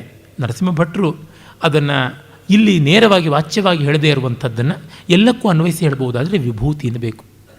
ನನ್ನ ಸ್ನೇಹಿತ ವಾಸುಕಿ ಹೇಳ್ತಾ ಇರ್ತಾನೆ, ಸಂಸ್ಕೃತವನ್ನು ಒಂದು ವಿಭೂತಿ ಅಂತ ನೋಡಬೇಕು ಅಂತ. ಹಾಗೆ ಭಾರತೀಯ ಸಂಸ್ಕೃತಿ ಒಂದು ವಿಭೂತಿ. ಅಂದರೆ ಇಟ್ಸ್ ಅನ್ ಎಕ್ಸಾಲ್ಟೆಡ್ ಎಕ್ಸಿಸ್ಟೆನ್ಸ್. ಎಲ್ಲೆಲ್ಲಿಯೂ ಅಸ್ತಿತ್ವ ಇದೆ, ಇಲ್ಲಿ ವಿಶೇಷವಾಗಿ ಇದೆ ಅಂತನ್ನಬೇಕಾಗುತ್ತದೆ. ಎಲ್ಲ ಕಡೆಯೂ ಬೆಳಕಿದೆ, ಸೂರ್ಯನಲ್ಲಿ ಅತಿಶಯವಾಗಿದೆ. ಹೀಗೆ ಎಲ್ಲ ಕಡೆಯಲ್ಲಿಯೂ ಪರಿಮಳ ಇದೆ, ಅರೆ ಮಲ್ಲಿಗೆ ಸಂಪಿಗೆಯಲ್ಲಿ ವಿಶೇಷವಾಗಿದೆ ಅಂತ ನಾವು ಹೇಳುವಂತೆ ಆ ವೈಶಿಷ್ಟ್ಯವನ್ನು ಕಂಡುಕೊಳ್ಳಬೇಕು. ಇವರು ಹೇಳ್ತಾರೆ, ಸಂಸ್ಕೃತ ಸಾಹಿತ್ಯದ ಪ್ರಸ್ತಾವವೇ ಏಕೆ ಎಂಬ ಪ್ರಶ್ನೆ ಸಹಜ. ಇದಕ್ಕೆ ಉತ್ತರ ಇಷ್ಟೇ: ಪ್ರಸ್ತುತ ಲೇಖನ ಈ ತತ್ವವನ್ನು ಕಂಡುಕೊಂಡ ಸ್ಥಳ ಸಂಸ್ಕೃತ ಸಾಹಿತ್ಯ. ಜಗತ್ತು ಇಲ್ಲಿ ಮೊದಲ ಬಾರಿಗೆ ಕಂಡುಕೊಳ್ತು. ರಾಜಾರಾಮ್ ಅವರು ಬಹಳ ಸೊಗಸಾಗಿ ತಮ್ಮ ಒಂದು ಇತ್ತೀಚಿನ ಪುಸ್ತಕ Saraswati river and the Vedic civilisation, ಆ ಪುಸ್ತಕದಲ್ಲಿ ಹೇಳ್ತಾರೆ, ತೀರಾ ಈಚೆಗೆ ಒಂದು 100 ವರ್ಷದ ಕೆಳಗೆ ಯಾಕೆ 50 ವರ್ಷದ ಹಿಂದಿನವರೆಗೂ ಗ್ರೀಕರು ಎಷ್ಟು ದೊಡ್ಡದಾಗಿ ಕಂಡುಕೊಂಡರು, ಗ್ರೀಕರಿಂದಲೇ ಖಗೋಳಶಾಸ್ತ್ರವನ್ನು, ಜ್ಯೋತಿರ್ವಿದ್ಯೆಯನ್ನು ಭಾರತೀಯರು ಎರವಲು ಪಡ್ಕೊಂಡ್ರು, ಸುಮೇರಿಯನ್ನರು ಗಣಿತವನ್ನು ಬೆಳೆಸಿದ್ರು, ಅಲ್ಲಿಂದ ಮಿಕ್ಕವರು ಎರವಲು ಪಡ್ಕೊಂಡ್ರು ಅಂತ ಹೀಗೆಲ್ಲ ಅಂತಾರೆ. ಆದರೆ ಇವನ್ನೆಲ್ಲವನ್ನೂ ಮೊದಲು ಭಾರತೀಯರೇ ಕೊಟ್ಟಿದ್ದು ಅಂತ. ಯಾಕೆಂದರೆ ಸುಮಾರು 7-8 ಸಾವಿರ ವರ್ಷಗಳಿಗೂ ಹಿಂದೆಯೇ ಇವುಗಳೆಲ್ಲ ಈ ನೆಲದಲ್ಲಿ ಸಾಕ್ಷಾತ್ಕೃತವಾಗಿದ್ದು ಅಂತ ಮೊದಲಿಗೆ ಇಲ್ಲಿ ರಿಯಲೈಸ್ ಮಾಡಿಕೊಂಡಿದ್ದು. ನಮ್ಮಲ್ಲಿ ತುಂಬ ಜನ ಹೇಳುವುದುಂಟು, ವಚನಗಳಲ್ಲಿ ಇಲ್ಲದೇ ಇದ್ದದ್ದು ಸಂಸ್ಕೃತದಲ್ಲಿ ಏನಿದೆ, ವೇದಗಳಲ್ಲಿ ಏನಿದೆ ಅಂತ. ಏನೂ ಇಲ್ಲ. ಆದರೆ ವಚನಗಳು ಕಾಣುವುದಕ್ಕಿಂತ ಮುಂಚೆ ಅಲ್ಲಿ ಕಂಡಿದ್ದರು. ಹೀಗಾಗಿ ಅವ್ರು ಯಾರು ವಚನಕಾರರನ್ನು ಕಂಡು ಕಲಿತದ್ದಲ್ಲ, ವಚನಕಾರರು ಪ್ರತ್ಯಕ್ಷವಾಗಿಯೋ ಪರೋಕ್ಷವಾಗಿಯೋ ಅಲ್ಲಿಂದ ಕಂಡದ್ದು. ಮತ್ತು ಈಗಿನವರು ಅಂದುಕೊಂಡಂತೆ ವಚನಕಾರರು ನಿರಕ್ಷರ ಕುಕ್ಷಿಗಳಲ್ಲ, ಮತ್ತು ಅದೇನು ವಾಟರ್ ಟೈಟ್ ಕಂಪಾರ್ಟ್ಮೆಂಟ್ ಅಲ್ಲ. ಚಿದಾನಂದ ಮೂರ್ತಿಗಳಂಥ ದೊಡ್ಡ ಸಂಶೋಧಕರೇ ಹೇಳ್ತಾರೆ, ಉರಿಲಿಂಗ ಪೆದ್ದಿ ಈ ಹೊತ್ತಿನ ಪರಿಭಾಷೆಯಲ್ಲಿ ದಲಿತ, ಆ ಹೊತ್ತಿನ ಪರಿಭಾಷೆಯಲ್ಲಿ ಅಂತ್ಯಜ. ಅವನು ವೇದಾಭ್ಯಾಸ ಮಾಡಿದ್ದ ಅಂತ ಅವನ ವಚನಗಳಿಂದ ಗೊತ್ತಾಗುತ್ತದೆ. ಹೀಗಾಗಿ ಅಲ್ಲಮ ಪ್ರಭು ಆಗಲಿ ಮದ್ದಳೆಗಾರ, ನಟುವರ ಕುಲದವನು. ಬಸವಣ್ಣನವರಂತೂ ಸ್ವಯಂ ಬ್ರಾಹ್ಮಣ ಕುಲದಲ್ಲಿ ಹುಟ್ಟಿದವರಾಗಿದ್ದರು. ಹೀಗೆ ಅನೇಕ ಕುಲದಲ್ಲಿ ಬಂದವರು ವೇದಾಗಮಗಳಿಂದ ಪ್ರೇರಿತರಾಗಿಯೇ ಇದನ್ನು ಕಂಡುಕೊಂಡಿದ್ದಾರೆ. ಮತ್ತು ಹಾಗೆ ಕಂಡುಕೊಂಡದ್ರಿಂದ ಅವರ ದರ್ಶನ ಕಳಪೆಯಾಗಲಿಲ್ಲ. ನಾನು ಎಲ್ಲಿಂದಲೋ ಸಂಗೀತ ಕಲಿತೆ ಅಂತಂದರೆ ನನ್ನ ಸಂಗೀತ ಅಪಸ್ವರ ಅಗತ್ಯ ಇಲ್ಲ, ಆದರೆ ಆ ಸಂಗೀತ ಇಂಥ ಗುರುವಿನಿಂದ ಕಲಿತೆ ಅನ್ನೋ ಕೃತಜ್ಞತೆ ನನಗಿರಬೇಕು. ವಚನಕಾರರಿಗೆ ಇತ್ತು ಆ ಕೃತಜ್ಞತೆ. ಇವರು ಅದನ್ನು ಕತ್ತರಿಸುವುದಕ್ಕೆ ನೋಡ್ತಾ ಇದ್ದಾರೆ. ಕಾರಣ ಇವರು ವಚನವನ್ನೂ ಕಲಿಯಲಿಲ್ಲ, ವೇದವನ್ನು ಮೊದಲಿಗೆ ಕಲಿಯಲಿಲ್ಲ. ಇದು ಬಂದಂಥದ್ದು ಸಮಸ್ಯೆ. ಮೊದಲಿಗೆ ಅವರು ರಿಯಲೈಸ್ ಮಾಡಿಕೊಂಡ್ರು, ಇವತ್ತು ನಾನು ನ್ಯೂಟನ್ಗಿಂತ ಜಾಸ್ತಿ ಫಿಸಿಕ್ಸ್ ಕಂಡುಕೊಂಡಿದ್ದೀನಿ, ಆದರೆ ನಾನು ನ್ಯೂಟನ್ಗಿಂತ ದೊಡ್ಡ ಮೇಧಾವಿ ಅಲ್ಲ. ಯಾಕೆ? ನಾನು ಅವನ ಮೂಲಕ ರಿಯಲೈಸ್ ಮಾಡಿಕೊಂಡಿದ್ದು, ಅವನು ಮೊದಲ ಬಾರಿಗೆ ರಿಯಲೈಸ್ ಮಾಡಿಕೊಂಡದ್ದು. ಅದು ಬಹಳ ಮುಖ್ಯ. ಹೀಗಾಗಿ ಒಂದು ಗಣಿತ ಇರ್ಬೋದು, ಜ್ಯೋತಿರ್ವಿದ್ಯೆ ಇರ್ಬೋದು, ಲಿಪಿ ಇರ್ಬೋದು, ಅವರು ತೋರ್ಪಡಿಸ್ತಾರೆ. ಈ ಸಿಂಧು ಲಿಪಿ, ಸರಸ್ವತಿ ಮತ್ತು ಸಿಂಧು ಲಿಪಿ ಅಂತ ಯಾವುದನ್ನು ಹೇಳ್ತೀವಿ, ಇಂಡೋಸ್ಕ್ರಿಪ್ಟ್ ಅಂತ, ಅದೇ ಪಶ್ಚಿಮ ಪ್ರದೇಶಗಳಿಗೆಲ್ಲ ವಲಸೆ ಹೋಗಿ ಆಧುನಿಕವಾದ ಲಿಪಿಯಾಗಿದ್ದು, ಅದೇ ಬ್ರಾಹ್ಮಿ ಲಿಪಿಯಾಗಿ, ಅದೇ ಬ್ರಾಹ್ಮಿ ದ್ರವಿಡಿಯನ್ ಸದರನ್ ಬ್ರಾಹ್ಮಿ ಅಂದರೆ ದಾಕ್ಷಿಣಾತ್ಯ ಬ್ರಾಹ್ಮಿ ಅಂತೆಲ್ಲ ಆದದ್ದು ಅಂತ ಅನ್ನೋದನ್ನು ಸಾಬೀತು ಮಾಡಿ ತೋರ್ಪಡಿಸ್ತಾರೆ. ಅಂದರೆ ಈ ನೆಲದಿಂದಲೇ ಎಲ್ಲ ವಿತರಣೆಯಾದದ್ದು. ಹಾಗಲ್ಲದಿದ್ದರೆ ಮನು ಸುಳ್ಳು ಬರಿತಾ ಇರಲಿಲ್ಲ. ಏತದ್ದೇಶ ಪ್ರಸೂತಸ್ಯ ಸಕಾಶಾದ್ ಅಗ್ರಜನ್ಮನಃ ಸ್ವಂ ಸ್ವಂ ಚರಿತ್ರಂ ಶಿಕ್ಷೇರನ್ ಪೃಥಿವ್ಯಾಂ ಸರ್ವಮಾನವಾಹ. ಪೊಳ್ಳಾದ ಜಂಬದ ಮಾತಲ್ಲ.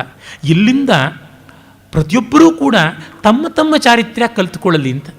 ಅಂದರೆ ನೋಡಿ, ಇಲ್ಲಿಯ ಚಾರಿತ್ರ್ಯವನ್ನು ಕಲಿಯಿರಿ ಅಂತ ಹೇಳ್ತಾ ಇಲ್ಲ, ನಿಮಗೆ ಬೇಕಾದಂತೆ ಇದನ್ನು ರೂಪಣ ಮಾಡಿಕೊಳ್ಳಿ ಎನ್ನುವ ಓಪನ್ ಎಂಡೆಡ್ ಆದಂಥ ಅವಕಾಶ ಉಂಟು. ಅದನ್ನು ಹೇಳ್ತಾ ಇದ್ದಾರೆ. ನಾವು ಕಂಡುಕೊಂಡದ್ದು ಇಲ್ಲಿ, ಜಗತ್ತು ಮೊದಲು ಕಂಡುಕೊಂಡದ್ದು ಇಲ್ಲಿ ಅಂತ.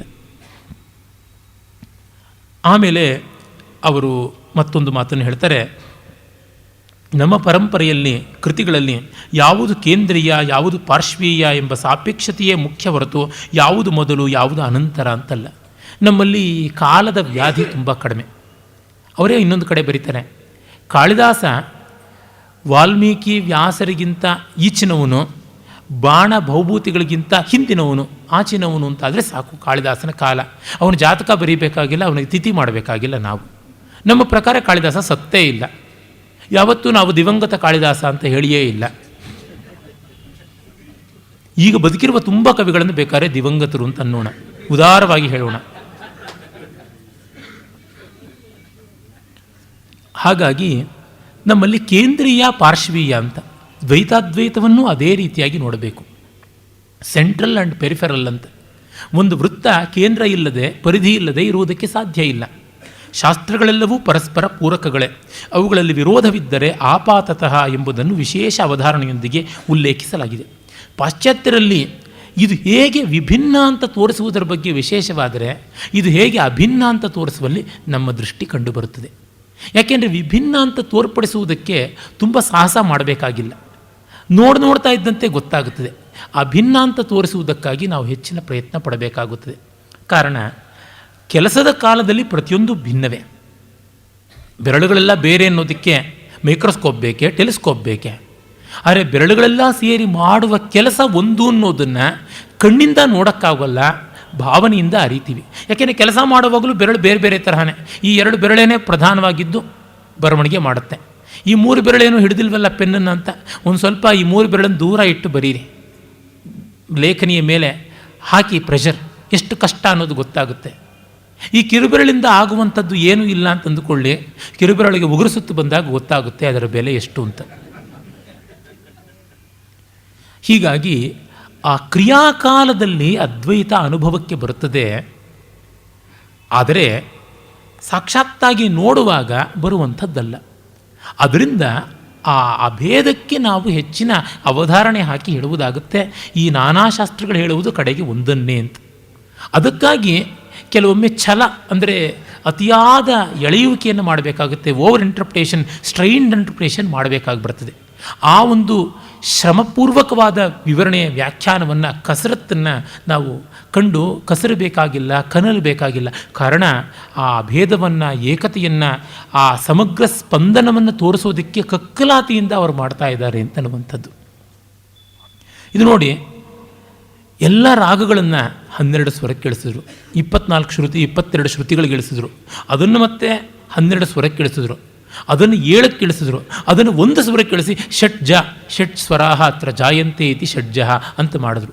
ಈ ಮಟ್ಟಕ್ಕೆ ಹೋದಂಥದ್ದು ನಮ್ಮ ಪ್ರಯತ್ನ ಅಂತಂದರೆ ಏನಿರಬೇಕು?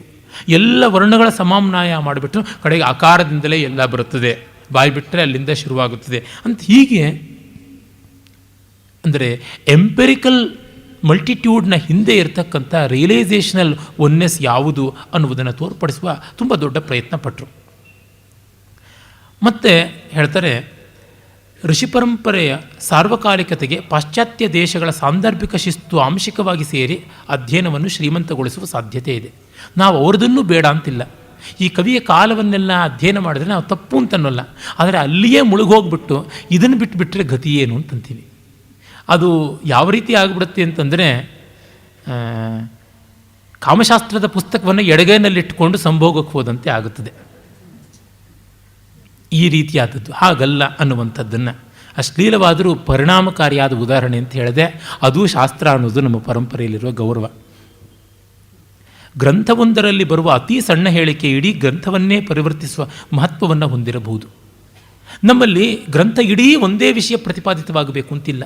ಅಲ್ಲಿಯೋ ಇಲ್ಲಿಯೋ ಯಾವುದೋ ಒಂದು ಕೀಲಕವಾದ ಅಂಶ ಇರುತ್ತೆ, ಅದು ಇಡೀ ಗ್ರಂಥದ ಮೇಲೆಯೇ ಒಂದು ದೊಡ್ಡ ಬೆಳಕನ್ನು ಚೆಲ್ಲುತ್ತದೆ. ಕೌಟಿಲ್ಯನ ಪ್ರಾಗ್ಮ್ಯಾಟಿಕ್ ಅಂತ ಕೋಲಾಹಲ ಮಾಡುವವರು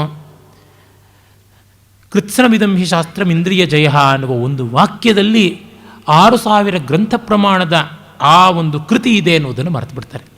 ನಾಟ್ಯಶಾಸ್ತ್ರದ ಕೇಂದ್ರಭೂತವಾದದ್ದು ನಹಿ ರಸಾದೃತೆ ಕಶ್ಚಿದರ್ಥ ಪ್ರವರ್ತತೆ ಅನ್ನುವಂಥ ಒಂದು ಮಾತು.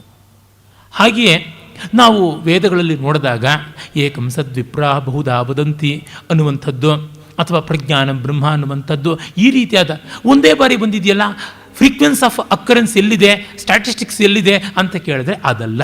ಇಲ್ಲಿ ಸ್ಟ್ಯಾಟಿಸ್ಟಿಕ್ಸ್ ಅಲ್ಲ, ಜೀವನಾಡಿ ಬಹಳ ಮುಖ್ಯ. ಇಷ್ಟು ದೊಡ್ಡ ದೇಹಕ್ಕೆ ಒಂದು ಮುಷ್ಟಿಗಾತ್ರದ ಹೃದಯ ಸಾಕೇನ್ರಿ ಪಂಪ್ ಮಾಡೋದಕ್ಕೆ? ಒಂದು ಹಂಡೆ ಗಾತ್ರದ್ದಾದರೂ ಇಲ್ಲದೆ ಇದ್ದರೆ ಹೇಗೆ ಅಂತಂದರೆ ನಾವು ಏನಂತ ನೋಣ?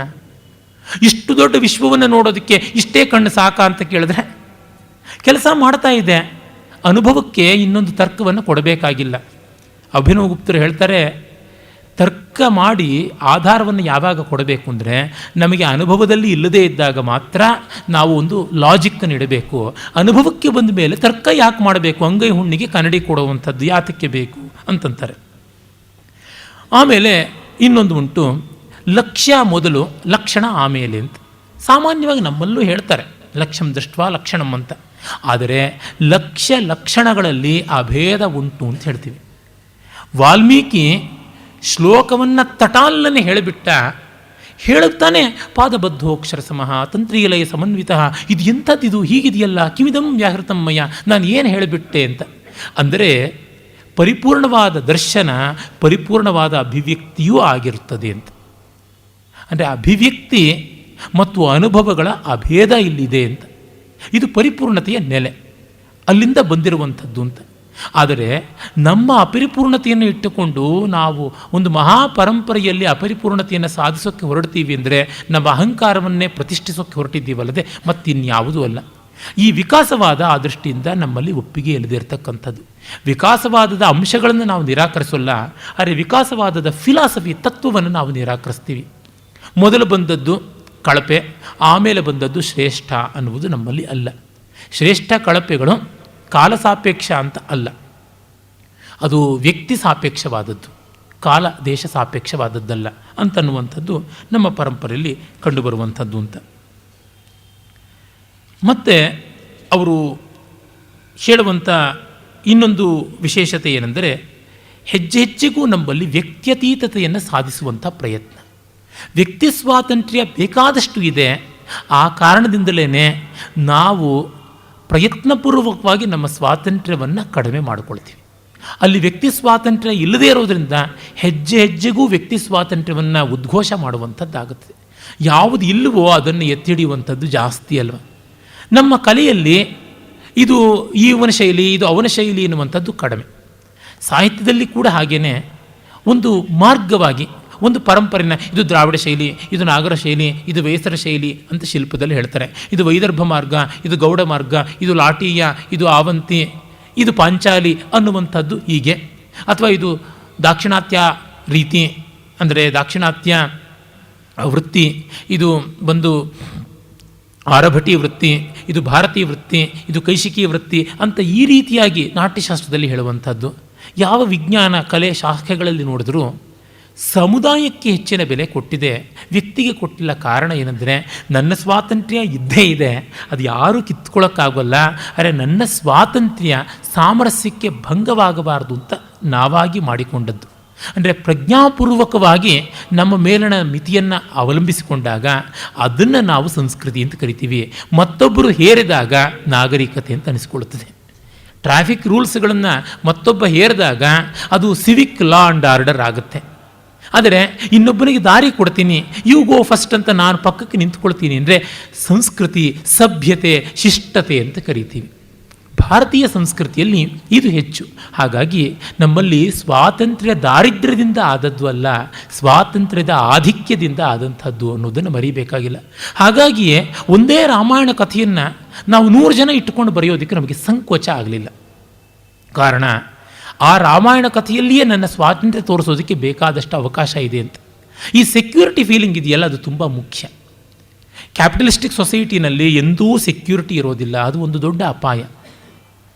ಇನ್ಸೆಕ್ಯೂರಿಟಿನೇ ಇರಬೇಕು ಒಂದು ಮಟ್ಟದ ಬೆಳವಣಿಗೆ ಅಂತಾರೆ. ಹೌದು, ಆ ಇನ್ಸೆಕ್ಯೂರಿಟಿ ಅನ್ಸ್ಟೇಬಲ್ ಈಕ್ವಲಿಬ್ರಿಯಮ್ ಆಗಿಬಿಟ್ರೆ ಬಹಳ ಬಹಳ ಕಷ್ಟ. ಅದು ಅನಾರ್ಕಿ, ಅತಂತ್ರ ಆಗಿಬಿಡುತ್ತೆ. ಒಂದು ಮಟ್ಟದ ಡೈನಮಿಕ್ ಈಕ್ವಲಿಬ್ರಿಯಮ್ ಬೇಕು, ಅದು ನಮ್ಮ ಪರಂಪರೆಯಲ್ಲಿದೆ. ಯಾಕೆಂದರೆ ಅಸ್ತು ವಸ್ತುಷು ಮಾವಾಭೂತ್ ಕವಿವಾಚಿ ಸ್ಥಿತೋ ರಸಃ ಅಂತ ರಾಜಶೇಖರ ಹೇಳ್ತಾನೆ. ವಸ್ತುವಿನಲ್ಲಿ ರಸ ಇರಲಿ ಇಲ್ಲದೆ ಹೋಗಲಿ, ಕವಿ ತನ್ನ ಮಾತಿನಲ್ಲಿ ತಂದುಕೊಡಬೇಕು ಅಂದಾಗ ಎಷ್ಟು ಮಟ್ಟಿನ ಇನ್ಸೆಕ್ಯೂರಿಟಿ ಇದೆ ಕವಿಯ ಸ್ಥಾನದಲ್ಲಿ ಅಂತ ಗೊತ್ತಾಗುತ್ತದೆ. ಅವನು ಕಥೆಯಲ್ಲಿ ಯಾವುದೇ ಒಂದು ಸೊಗಸನ್ನು ತರೋಕ್ಕಾಗಲ್ಲ, ಇದ್ದೇ ಇದೆ ಎನ್ನುವಾಗ ತನ್ನದಾದ ವರ್ಣನೆಯಲ್ಲಿಯೇ ಮಾಡಬೇಕು. ಅಂದರೆ ಕಥೆ ಅಂದರೆ ಅನಾಮತ್ತಾಗಿ ಒಂದು ಮುದ್ದೆ ಇದೆ, ಅಲ್ಲಿ ಯಾವಾಗಲೂ ಒಮ್ಮೆ ಸ್ವಾರಸ್ಯ ಬಂದರೆ ಆಯಿತು, ಮಿಕ್ಕಿದ ಕಡೆ ಬರದಿದ್ರೆ ಆಗಲಿಲ್ಲ. ಪ್ರತಿ ಪಂಕ್ತಿಯಲ್ಲಿಯೂ ವೆರೈಟಿ ತರಬೇಕು ಅನ್ನುವಾಗ ಎಷ್ಟರ ಮಟ್ಟದ ಇನ್ಸೆಕ್ಯೂರಿಟಿ ಕಾಡ್ತಾ ಇರುತ್ತೆ ಅಂತ ಗೊತ್ತಾಗುತ್ತೆ. ಅದೇ ಕಲ್ಯಾಣಿನ ಇವರು ಹಾಡೋದು ಅಂದರೆ ನೆನ್ನೆ ಹಾಡ್ದಂಗೆ ಇವತ್ತು ಹಾಡೋದಿಲ್ಲ ನೋಡಿ, ಅದೇ ವಿಶೇಷ. ಆ ರೀತಿಯಾದ ಸೀರಿಯಸ್ ಅಕ್ಯೂಟ್ ಚಾಲೆಂಜಸ್ಸನ್ನು ನಮ್ಮ ಪರಂಪರೆ ತೆಗೆದುಕೊಳ್ಳುತ್ತದೆ. ಆ ಬಗೆಗೆ ನಾವು ಗಮನ ಕೊಡಬೇಕು. ಹೀಗಾಗಿ ವ್ಯಕ್ತಿ ಶಕ್ತಿ ಮತ್ತು ವ್ಯಕ್ತ್ಯತೀತತೆ ಇವೆರಡನ್ನೂ ಕೂಡ ಸಮನ್ವಯ ಮಾಡುವಂಥ ವಿಶೇಷವನ್ನು ನಾವು ನೋಡ್ತೀವಿ. ಮತ್ತು ಪರಸ್ಪರ ಶಾಸ್ತ್ರಗಳ ಪೂರಕತೆ ಇದು ತಮ್ಮಲ್ಲಿ ತುಂಬ ದೊಡ್ಡದಾಗಿ ಕಾಣಿಸುತ್ತದೆ. ಅದರಿಂದಲೇ ಬೋಧಾಯನ ಸೂತ್ರ ಹೇಳುತ್ತದೆ, ಏಕಂ ಶಾಸ್ತ್ರ ಮಧೀಯಾನೋ ನಗಚ್ಚೇತ್ ಶಾಸ್ತ್ರ ನಿರ್ಣಯಂ. ಒಂದೇ ಶಾಸ್ತ್ರ ಓದೋವನಿಗೆ ಅದರೊಳಗೂ ಕೂಡ ತೀರ್ಮಾನ ಹೇಳೋಕ್ಕಾಗೋಲ್ಲ ಅಂತ ಹೇಳಿಬಿಟ್ಟು. ಭಾಸ್ಕರಾಚಾರ್ಯರು ಲೀಲಾವತಿ ಅನ್ನುವುದು ಅವರ ಪ್ರಸಿದ್ಧವಾದ ಗ್ರಂಥ ಅಂತ. ವಸ್ತುತಃ ಅದು ಅವರ ಸಿದ್ಧಾಂತ ಶಿರೋಮಣಿ ಗ್ರಂಥದ ಮೊದಲ ಭಾಗ. ಗ್ರಹಗಣಿತ, ಕುಟ್ಟಕ, ಗೋಳಾಧ್ಯಾಯ ಅಂತ ಮಿಕ್ಕ ಭಾಗಗಳು ಇವೆ. ಅದರ ಕಡೆಯಲ್ಲಿ ಒಂದು ಶ್ಲೋಕ ಬರುತ್ತೆ, ಅಷ್ಟೌ ವ್ಯಾಕರಣಾನಿ ಸಪ್ತ ಭಿಷಜಾಂ ವ್ಯಾಚಷ್ಟತಾ ಸಂಹಿತಾ ಷಟ್ಟರ್ಕಾನ್ ಗಣಿತಾನಿ ಪಂಚ ಬುಬುಧೆ ಮೀಮಾಂಸೆಯೋರಂತರಂ ರತ್ನಾನಾಂ ತೃತೀಯಂ ಷಟ್ಟರ್ಕಾನ್ ಗಣಿತಾನಿ ಪಂಚ ಚತುರೋ ವೇದಾನ್ ಅಧೀತೆ ಸ್ಮಯ ರತ್ನಾನಾಂ ತೃತೀಯಂ ಪ್ರಮಾಣಮಖಿಲ ಚತುರೋ ರತ್ನಾನಾಂ ತೃತೀಯಂ ಪ್ರಮಾಣಮಖಿಲಂ ಮೀಮಾಂಸೆಯೋರಂತರಂ ಏಕಂ ಬ್ರಹ್ಮ ಅಗಾಧ ಬೋಧ ಮಹಿಮ ಸೋಸ್ಯಾಃ ಕವಿರ್ಭಾಸ್ಕರ ಅಂತ. 8 ವ್ಯಾಕರಣಗಳನ್ನು, 7 ವೈದ್ಯಕೀಯ ಪದ್ಧತಿಗಳನ್ನು, 6 ದರ್ಶನಗಳನ್ನು, 5 ಗಣಿತ ಸಿದ್ಧಾಂತಗಳನ್ನು, 4 ವೇದಗಳನ್ನು, 3 ರತ್ನ ಪದ್ಧತಿಗಳನ್ನು. ಆ ರತ್ನ ಪದ್ಧತಿ ಅನ್ನುವುದು ಜಮಾಲಜಿ, ಮಿನರಾಲಜಿ, ಮೆಟ್ಲರ್ಜಿ ಎನ್ನುವುದಕ್ಕೆ ಸಂಬಂಧಪಟ್ಟದ್ದು. ಮತ್ತು ಪೂರ್ವೋತ್ತರ ಮೀಮಾಂಸೆಗಳು, ಕರ್ಮ ಬ್ರಹ್ಮ ಮೀಮಾಂಸೆಗಳು ಮತ್ತು ಒಂದು ಬ್ರಹ್ಮತತ್ವವನ್ನು ಬಲ್ಲಂಥ ಕವಿ ಈ ಗ್ರಂಥಕರ್ತೃ ಗಣಿತಜ್ಞ ಅಂತ. ಹೀಗೆ ಪರಸ್ಪರ ಪೂರಕತೆ ತುಂಬ ಉಂಟು. ಒಬ್ಬ ಭೋಜರಾಜ, ಒಬ್ಬ ಅಭಿನವಗುಪ್ತ, ಒಬ್ಬ ವಿದ್ಯಾರಣ್ಯ, ಒಬ್ಬ ವಾದಿರಾಜ, ಒಬ್ಬ ವೇದಾಂತ ದೇಶಿಕ ತೆಗೆದುಕೊಳ್ಳಿ. ಎಷ್ಟು ಶಾಸ್ತ್ರಗಳ ಬಗ್ಗೆ. ವಾಚಸ್ಪತಿ ಮಿಶ್ರ, ಸರ್ವತಂತ್ರ ಸ್ವತಂತ್ರ ಅಂತ ಹೆಸರಾದಂಥವ್ರು ಹಲವರು ಕಾಣಿಸ್ತಾರೆ. ಈ ರೀತಿಯಾಗಿ ತೋರುತ್ತದೆ. ಅದರಿಂದಲೇ ನಮ್ಮಲ್ಲಿ ಸೈಕಾಲಜಿ ಅಂತ ಒಂದು ಪ್ರತ್ಯೇಕ ಗ್ರಂಥ ಇಲ್ಲ. ಒಂದಷ್ಟು ಆಯುರ್ವೇದ, ಒಂದಷ್ಟು ವೇದ ಅಂತ ಅವನ್ನು ತೆಗೆದುಕೊಂಡಿದೆ. ನಮ್ಮಲ್ಲಿ ಈಸ್ಥೆಟಿಕ್ಸ್ ಅನ್ನುವ ಒಂದು ಪ್ರತ್ಯೇಕ ಶಾಸ್ತ್ರ ಇಲ್ಲ. ಸೌಂದರ್ಯ ಶಾಸ್ತ್ರ ಅಂತ ಅಲಂಕಾರ ಶಾಸ್ತ್ರ ಒಂದಷ್ಟು ತೊಗೊಂಡಿದೆ, ವೇದಾಂತ ಶಾಸ್ತ್ರ ಒಂದಷ್ಟು ತೊಗೊಂಡಿದೆ, ಒಂದಷ್ಟು ನಾಟ್ಯಶಾಸ್ತ್ರ ತೊಗೊಂಡಿದೆ, ಒಂದಷ್ಟು ಸಂಗೀತ ಶಾಸ್ತ್ರ. ಇಲ್ಲಿಗೆ ಬರುವ ಮುನ್ನ ನನ್ನ ಚಿತ್ರಕಾರ ಗೆಳೆಯ ರಾಘವೇಂದ್ರ ಹೆಗಡೆ ಮಾತಾಡ್ತಾ, ಯಾರೋ ಒಬ್ಬರು ಚಿತ್ರಕಾರರು ಅಗ್ರಮಾನ್ಯರು ಈ ಕಾಲದವರು ಚಿತ್ರಶಾಸ್ತ್ರಕ್ಕೆ ಮಾತ್ರ ಒಂದು ಶಾಸ್ತ್ರ ಅಂತ ಇಲ್ಲದೆ ಹೋಯಿತು ಚಿತ್ರಕಲೆಗೆ ನಮ್ಮ ದೇಶದಲ್ಲಿ ಅಂತ ಆಕ್ಷೇಪ ಮಾಡಿದ್ರು ಅಂತ. ಇನ್ನೂ ಹಲವರು ಹೇಳ್ತಾ ಇರ್ತಾರೆ, ನಮ್ಮಲ್ಲಿ ನಾಟ್ಯಶಾಸ್ತ್ರ ಇದೆ, ಚಿತ್ರಶಾಸ್ತ್ರ ಅಂತ ಯಾವುದೂ ಇಲ್ವಲ್ಲ ಅಂತ. ಪ್ರತ್ಯೇಕ ಅನ್ನೋದು ಇಲ್ಲ. ಯಾಕೆಂದರೆ ಚಿತ್ರಕಲೆ ಶಿಲ್ಪ, ವಾಸ್ತು, ನಾಟ್ಯ, ಸಂಗೀತ ಹೀಗೆ ಹಲವು ಕಡೆಯಲ್ಲಿ ವಿಭಕ್ತವಾಗಿರುವಂಥದ್ದು ಕಾಣಿಸುತ್ತದೆ. ಯಾಕೆ ಹಾಗೆ ವಿಭಕ್ತವಾಗಿದೆ ಅಂತಂದರೆ, ನಾವು ಉದಾಹರಣೆಗೆ ನಮ್ಮ ದೇಹ ಪೋಷಕವಾದ ಆಹಾರವನ್ನೇ ತೆಗೆದುಕೊಳ್ಳಬಹುದು. ನೀವು ಒಂದು ಬೇರೆ ಬೇರೆ ಬೇರೆ ಬೇರೆ ಆಹಾರಗಳನ್ನು ತಗೊಂಡು ತನ್ಮೂಲಕ ಏಕರೂಪವಾದ ಸ್ವಾಸ್ಥ್ಯವನ್ನು ಹೇಗೆ ನಿರ್ಮಾಣ ಮಾಡಿಕೊಳ್ತೀರೋ ಹಾಗೆ ಯಾವ ಕಲೆ ಸಂಕೀರ್ಣವೋ ಅದಕ್ಕೆ ಅನೇಕ ಮೂಲಗಳಿಂದಲೇ ತೆಗೆದುಕೊಳ್ಳಬೇಕಾಗುತ್ತದೆ. ಆ ದರ್ಶನವನ್ನು ನಮ್ಮಲ್ಲಿ ಕೊಟ್ಟಿದ್ದಾರೆ. ಆ ದರ್ಶನ ಕೊಟ್ಟ ಮೇಲೆ ವಿವರಗಳನ್ನು ಹಂಚಿಕೊಳ್ಳುವಂಥದ್ದು ಏನೂ ಕಷ್ಟವಾಗುವಂಥದ್ದಲ್ಲ. ಆ ಕಾರಣದಿಂದ ಪೂರಕ ಶಾಸ್ತ್ರಗಳು, ಒಂದು ಶಾಸ್ತ್ರವನ್ನು ಇಟ್ಟುಕೊಂಡು ಅಷ್ಟನ್ನೇ ಅಧ್ಯಯನ ಮಾಡಿ ಅಂತ ಎಂದೂ ನಮ್ಮಲ್ಲಿ ಹೇಳಿಲ್ಲ. ಅದು ಮತ್ತೆ ಮತ್ತೆ ನಮಗೆ ಗೋಚರವಾಗುತ್ತದೆ. ಆ ದೃಷ್ಟಿಯಿಂದಲೇ ವಿಷ್ಣು ಧರ್ಮೋತ್ತರದ ಒಂದು ಸೊಗಸಾದ ಕಥೆಯೇ ಇದೆಯಲ್ಲ, ಹಿಂದೆ ಕೂಡ ಈ ವೇದಿಕೆಯಲ್ಲಿ ಹೇಳಿದ್ರಿಂದ ನಾನು ಅದನ್ನು ಮತ್ತೆ ವಿವರಿಸೋದಕ್ಕೆ ಹೋಗ್ತಾ ಇಲ್ಲ. ಮತ್ತು ಸೋಲು ಗೆಲುವುಗಳು ವ್ಯಕ್ತಿಯ ಅಂತರಂಗದಲ್ಲಿ ನಿರ್ಣೀತವಾಗುತ್ತದೆಯೇ ಹೊರತು ಸಾರ್ವಜನಿಕವಾಗಿ ಅಲ್ಲ ಅನ್ನುವಂಥದ್ದು ಭಾರತೀಯತೆಯ ಒಂದು ಮುಖ್ಯ ಲಕ್ಷಣ, ಭಾರತೀಯ ಸಂಸ್ಕೃತಿ ಇದು. ಯಾಕೆ ಸೋಲು ಗೆಲುವು ಅನ್ನೋದು ಅಳತೆಗೆ ಸಿಗುವಂಥದ್ದಲ್ಲ, ಅನುಭೂತಿಗೆ ದಕ್ಕುವಂಥದ್ದು ಅಂತ. ನಾನು ಸೋತನ ಗೆದ್ದನ ಅಂತ ವ್ಯಕ್ತಿ ತಿಳ್ಕೊಳ್ಬೇಕಾದದ್ದು. ಅದರಿಂದಲೇ ಹಿಂದೆ ವಾಕ್ಯಾರ್ಥಗಳು, ವಾದಗಳು ಆದರೆ ಸೋತವನು ಗೆದ್ದವನ ಮತವನ್ನು ಅಂಗೀಕರಿಸ್ತಾ ಇದ್ದ ಅಂದರೆ ಯಾರೂ ತೀರ್ಪು ಕೊಡ್ತಾ ಇರಲಿಲ್ಲ, ನೀನು ಆ ಮತಕ್ಕೆ ಸೇರು ಅಂತ. ವಾದದಲ್ಲಿ ಅವನ ಕಡೆ ಇಷ್ಟು ಪ್ರಮಾಣ ಇದೆ, ಇಷ್ಟು ಇದೆ, ನಿನ್ನ ಕಡೆ ಇಷ್ಟಿಲ್ಲ ಅಂತಿದ್ರು. ಆದರೆ ಇವನು ಮನಸಾರ ತನ್ನ ಮತವನ್ನು ಬದಲಾಯಿಸ್ಕೊಳ್ತಾ ಇದ್ದ. ಅದರಿಂದಲೇ ಮತಕ್ಕೆ ಬದಲಾವಣೆ ಆದವರು ತುಂಬ ದೊಡ್ಡ ಗ್ರಂಥಗಳು ಬರೆದಿದ್ದಾರೆ. ಈಚೆಗೆ ಸತ್ಯದರ್ಶಿನಿ ಅಂತ ಒಂದು ಅಸತ್ಯದರ್ಶಿನಿ ಗ್ರಂಥ ಬಂತಲ್ಲ, ಒಬ್ಬ ಹಿಂದೂ ಕ್ರೈಸ್ತ ಆಮಿಷಕ್ಕೆ ತುತ್ತಾಗಿ ಮತಾಂತರಗೊಂಡದ್ದಲ್ಲ, ಅವನು ನಾಮಾಂತರಗೊಂಡದ್ದು. ಪರವಸ್ತು ಸೂರ್ಯನಾರಾಯಣ ರಾವ್ ಅಂತಲೂ ಏನೋ ಅವರ ಹೆಸರು. ಆತ ಅಬದ್ಧವಾಗಿರುವುದನ್ನು ಬರೆದದ್ದು. ಕ್ರೈಸ್ತ ಸಿದ್ಧಾಂತಕ್ಕೂ ಅದು ಪ್ರಾಮಾಣಿಕವಾಗಿಲ್ಲ, ಭಾರತೀಯತೆಯ ದರ್ಶನಗಳಿಗೂ ಪ್ರಾಮಾಣಿಕವಾಗಿಲ್ಲ. ಆದರೆ ನೋಡಿ, ಪರಂಪರೆಯ ಇತಿಹಾಸದಂತೆ ಶಂಕರ ವಿಜಯಾದಿಗಳಂತೆ ನಮಗೆ ಗೊತ್ತಾಗುವಂಥದ್ದು ಮಂಡನ ಮಿಶ್ರ ಅದ್ವೈತಿಯಾಗಿ ಬದಲಾವಣೆ ಆಗಿದ್ದು, ಕರ್ಮಮೀಮಾಂಸಕ ಬ್ರಹ್ಮಮೀಮಾಂಸಕನಾಗಿ ಬದಲಾವಣೆ ಆದದ್ದು ಅಂತ. ಬ್ರಹ್ಮಮೀಮಾಂಸಕನಾಗಿ ಆತ ಸುರೇಶ್ವರರಾಗಿ ಬರೆದ ಗ್ರಂಥಗಳ ಮೌಲ್ಯ ಎಷ್ಟು ದೊಡ್ಡದಾಗಿದೆ, ಉತ್ಕೃಷ್ಟವಾಗಿದೆ. ಒಬ್ಬ ನಾಗಾರ್ಜುನ, ಒಬ್ಬ ಧರ್ಮಕೀರ್ತಿ, ಒಬ್ಬ ಅಸಂಗ, ಮತ್ತೊಬ್ಬ ವಸುಬಂಧು, ನೋಡಿ ಅವರೆಲ್ಲರೂ ಕೂಡ ವೈದಿಕರಾಗಿದ್ದವರು ಬೌದ್ಧರಾದರು ಅಂತ ಪ್ರತಿಯೊಬ್ಬರ ಗ್ರಂಥವೂ ಆ ಕ್ಷೇತ್ರಕ್ಕೆ ಬೆಳವಣಿಗೆ ಆಗಿದೆ. ಈಗ ನಮ್ಮ ಮುಂದೆ ಇಡಿ, ಒಬ್ಬ ಕನ್ವರ್ಟೆಡ್ ಕ್ರಿಶ್ಚಿಯನ್ ಮಹೋನ್ನತವಾದಂಥ ಕ್ರೈಸ್ತ ಮೀಮಾಂಸಾ ಗ್ರಂಥ ಬರೆದಿದ್ದಾನ? ಒಬ್ಬ ಕನ್ವರ್ಟೆಡ್ ಮುಸ್ಲಿಂ ಮಹೋನ್ನತವಾದಂಥ ಗ್ರಂಥ ಬರೆದಿದ್ದಾನ? ಇಲ್ಲ. ಯಾಕೆಂದರೆ ಅವರ ಕನ್ವರ್ಷನ್ನೇ ಪ್ರಾಮಾಣಿಕವಲ್ಲ. ಆದರೆ ಪ್ರಗಲ್ಭವಾದ ಗ್ರಂಥ ಸಾಧ್ಯವಾಗುತ್ತೆ. ಯಾಕೆ? ಅಂತರಂಗದ ಬದಲಾವಣೆಯಿಂದ ಬರಬೇಕಾದದ್ದು ಬಂದಿಲ್ಲ ಅಂತ. ನಮ್ಮ ಪರಂಪರೆಯಲ್ಲಿ ಹೀಗೆ ತನ್ನ ಅಭಿಪ್ರಾಯವನ್ನು ಬದಲಾಯಿಸಿಕೊಂಡವನು ಉನ್ನತೋನ್ನತವಾದದ್ದು ಬರೀದೇ ಇರುವ ನಿದರ್ಶನವೇ ಕಾಣಿಸುವುದಿಲ್ಲ. ಒಂದು ಸಣ್ಣ ಉದಾಹರಣೆ ಕೊಡುವುದಿದ್ದರೆ, ಒಂದು ಜ್ವಲಂತವಾದ ದೃಷ್ಟಾಂತ ಕೊಡುವುದಿದ್ದರೆ, ಉಡುಪಿಯಲ್ಲಿ ಸಾಗ್ನಿಚಿತ್ ದೀಕ್ಷಿತರಾದಂತಹ ಸೋಮಪೀಠಿ ಅನಂತಕೃಷ್ಣ ಕೆದಲಾಯರು ಅಂತ ಮಹನೀಯರಿದ್ದರು. ಅವರು ಬ್ರಾಹ್ಮಣ ಕುಟುಂಬದಲ್ಲಿ ಹುಟ್ಟಿದವರಾದರೂ ಕೂಡ ಈ ಆಚರಣೆಗಳ ಬಗ್ಗೆ ಅವ್ರಿಗೆ ಗೌರವ ಇರಲಿಲ್ಲ. ಶಿಲುವೆಯನ್ನು ಮನೇಲಿ ಇಟ್ಕೊಂಡಿದ್ದರು, ಜನಿವಾರವನ್ನು ಗೂಟಕ್ಕೆ ತಗಲು ಹಾಕಿದ್ರು. ಆಮೇಲೆ ಅವರು ಅಧ್ಯಯನ ಮಾಡ್ತಾ ಇತಿಹಾಸ ಪ್ರಾಧ್ಯಾಪಕರು ಸನಾತನ ಧರ್ಮದ ಮೌಲ್ಯ ಗೊತ್ತಾಯಿತು, ಯಜ್ಞ ಸಂಸ್ಥೆಯ ಸ್ವರೂಪ ಗೊತ್ತಾಯಿತು. ಅವರು 3 ಅಲ್ಲ 4 ವೇದಗಳನ್ನು ಕಲಿತರು, ಗೆಜು ಸಾಮ ಥರ್ವಗಳನ್ನು ಕಲಿತರು. 3 ವೇದಗಳನ್ನು ಕಂಠತಃ ಹಿಡಿದರು, ಯಜ್ಞ ಪ್ರಯೋಗವನ್ನು ಕಲಿತುಕೊಂಡ್ರು, ಆಹಿತಾಗ್ನಿ ಆದರು, ಸಾಗ್ನಿಚಯನ ಸೋಮಾದಿಗಳನ್ನೆಲ್ಲವನ್ನೂ ಮಾಡಿದ್ರು. ಕಡೆಗೆ ಮಹಾಪ್ರಸ್ಥಾನ ಪದ್ಧತಿಯಲ್ಲಿ ದೇಹತ್ಯಾಗವನ್ನು ಮಾಡಿದ್ರು. ಅವ್ರ ಮನೆಗೆ ದೇವಯಾನ ಅಂತ ಹೆಸರಿತ್ತು. ದಿವಸ ಬೆಳಗ್ಗೆ ಸಂಜೆ ಹೊತ್ತಿಗೆ ಸೂರ್ಯೋದಯ ಸೂರ್ಯಾಸ್ತಕ್ಕೆ ಸರಿಯಾಗಿ ಅಗ್ನಿಗೆ ಆಹುತಿ ಕೊಡುವುದು ಕಷ್ಟವಾಗುತ್ತೆ. ನಾವು ಋಗ್ವೇದಿಗಳು ಆ ಕರೆಕ್ಟಾದ ಸೂರ್ಯಾಸ್ತ ಸೂರ್ಯೋದಯವನ್ನು ಸಾಧಿಸಿ ಕೊಡದೇ ಇದ್ದರೆ ಆಗೋದಿಲ್ಲ. ಯಜುರ್ವೇದಿಗಳಿಗೆ ವಿನಾಯಿತಿ ಉಂಟು. ಆ ಕಾರಣದಿಂದ ಉದ್ಯೋಗಕ್ಕೆ ತೊಂದರೆ ಆಗುತ್ತೆ, ಉದ್ಯೋಗದಿಂದಾಗಿಂತ ಉದ್ಯೋಗವನ್ನು ಬಿಟ್ಟರು. ನಾನು ಅವ್ರ ಮನೆಗೆ ಹೋದಾಗ ಕೇಳಿದೆ, ಏನು ಸ್ವಾಮಿ ಬದುಕಿಗೆ ಏನು ಮಾಡ್ತೀರ ಅಂದರೆ, ಯಜ್ಞೇಶ್ವರ ನೋಡಿಕೊಳ್ತಾನೆ ಅಂತಂದರು. ಈ ಮಟ್ಟದ ನೆಮ್ಮದಿಯನ್ನು ಕಂಡುಕೊಳ್ಳೋದಕ್ಕಾಯಿತು. ಯಜ್ಞಾಂತದಲ್ಲಿ ಸ್ವರ್ಗಕಾಮೋ ಜ್ಯೋತಿಷ್ಠೋಮೇನ ಯಜೇತ ಅಂತೆಲ್ಲ ಸೂತ್ರಗಳು ಹೇಳುತ್ತವೆ. ಹಾಗೆ ಸ್ವರ್ಗಕಾಮಿಯಾದವನು ಯಜ್ಞಾಂತದಲ್ಲಿ ಸ್ವರ್ಗಾರೋಹಣವನ್ನು ಅಭಿನಯಿಸಬೇಕು ಅಂತಿದೆ. ಸ್ವರ್ಗಾರೋಹಣಂ ನಾಟಯತಿ ಅಂತ ಕುಣಿಯಬೇಕು ಅಂತಿದೆ. ಅವರು ಕುಣಿಯೋರು ಯಜ್ಞಾಂತದಲ್ಲಿ ನಿಜವಾಗಿ ಸ್ವರ್ಗಕ್ಕೆ ಹೋದ ಸಂತೋಷದ ಕುಣಿತ ಕಾಣಿಸ್ತಾ ಇತ್ತು. ಈ ಬೇರೆಯವರು ಎಷ್ಟೋ ಜನ ಕುಣಿದದ್ದು ನೋಡಿದ್ದೀನಿ, ಕೈಲಾಗದೆ ತಾತಯ್ಯ ತಾತಯ್ಯ ಅಂತ, ತಾತಯ್ಯ ಅಂತ ಅಲ್ಲ ಅವರು ಕುಣಿತಾ ಇದ್ದದ್ದು. ನಮ್ಮ ಅನಂತಕೃಷ್ಣ ದೀಕ್ಷಿತರು ಹಾಗಲ್ಲ, ಅಷ್ಟು ಆನಂದೋನ್ಮಾದದ ನರ್ತನ ಇತ್ತು. ಪ್ರತಿಯೊಂದು ಪ್ರಕ್ರಿಯೆಯನ್ನು ವಿವರಿಸಬಲ್ಲವರಾಗಿದ್ದರು. ಮತ್ತು ತಮ್ಮ ಮನಸ್ಸಿಗೆ ಒಪ್ಪಿದ್ದನ್ನು ಮಾಡುವುದಕ್ಕೆ, ಆ ಆತ್ಮವಿಶ್ವಾಸಕ್ಕೆ ಒಂದು ಸ್ವಲ್ಪವೂ ಸಂಚಕಾರ ತಂದುಕೊಳ್ಳಿಲ್ಲ. ಮತಾಂತರ ಅಂದರೆ ಅಂಥದ್ದು. ಒಂದು ಮತದೊಳಗೆ ಇದ್ದು ಮತಾಂತರ ಹೊಂದುವುದು ಅಂದರೆ ಆ ಬಗೆಯಾದದ್ದು ಅಂತಂದರೆ ಸೋಲು ಗೆಲುವುಗಳ ನಿರ್ಣಯ ಅಂತರಂಗದಲ್ಲಿ ಇರುವಂಥದ್ದು ಅಂತ ಗೊತ್ತಾಗುತ್ತದೆ. ಮತ್ತು ಭಾಷೆ ಎನ್ನುವುದು ಭಾವ ಸಂವಹನದ ಒಂದು ಮಾಧ್ಯಮ ಮಾತ್ರವಲ್ಲ, ಮತ್ತೂ ಹೆಚ್ಚು ಅನ್ನುವಂಥದ್ದು ಒಂದು ಕಂಡುಬರುತ್ತದೆ. ವಿಷಯ ವಾಹಕ ಮತ್ತು ವಾಹ್ಯ ವಿಷಯ ಈ ಎರಡರ ಲಕ್ಷಣಗಳನ್ನೂ ಒಳಗೊಳ್ಳುವಂಥದ್ದು. ಈ ಕಲ್ಪನೆ ಇದ್ದುದರಿಂದಲೇ ಋಷಿಗಳು ಇಂದು ಭೌತ ಪ್ರಪಂಚದ ಮೇಲೆ ವಿಜ್ಞಾನಿಗಳು ನಡೆಸುವಷ್ಟು ವಿಶಾಲವೂ ತಲಸ್ಪರ್ಶಿಯೂ ಆದ ವಿಶ್ಲೇಷಣೆಯನ್ನು ಭಾಷೆಯ ಮೇಲೆಯೇ ಮಾಡಿದರು ಅಂತ. ನನ್ನ ಒಂದು ಪುಸ್ತಕ ಭಾಷಾಭೃಂಗದ ಬೆನ್ನೇರಿಯಲ್ಲಿ ಇದನ್ನು ವಿಸ್ತರಿಸಿ ಚರ್ಚಿಸಿದ್ದೀನಿ. ಪಾಶ್ಚಾತ್ಯರು ಭೌತ ಪ್ರಪಂಚದ ಮೇಲೆ ಬೇಕಾದಷ್ಟು ಅಧ್ಯಯನ ಮಾಡಿದ್ರು. ನಾವು ಭಾಷೆಯ ಮೇಲೆ ಮಾಡಿದ್ವಿ, ಅವರು ರೂಪಧೇಯದ ಮೇಲೆ ಮಾಡಿದರೆ ನಾವು ನಾಮಧೇಯದ ಮೇಲೆ ಜಾಸ್ತಿ ಮಾಡಿದ್ವಿ. ಇದರದ್ದು ಒಂದು ಅನುಕೂಲತೆ ಕೆಲವೊಂದು ಉಂಟು, ಅದರ ಅನುಕೂಲತೆ ಕೆಲವು ಉಂಟು. ಅಂದರೆ ಇದರ ವಿಶಿಷ್ಟತೆಯನ್ನು ಗಮನಿಸಿತ್ತು ನಮ್ಮ ಪರಂಪರೆ ಅನ್ನುವಂಥದ್ದು.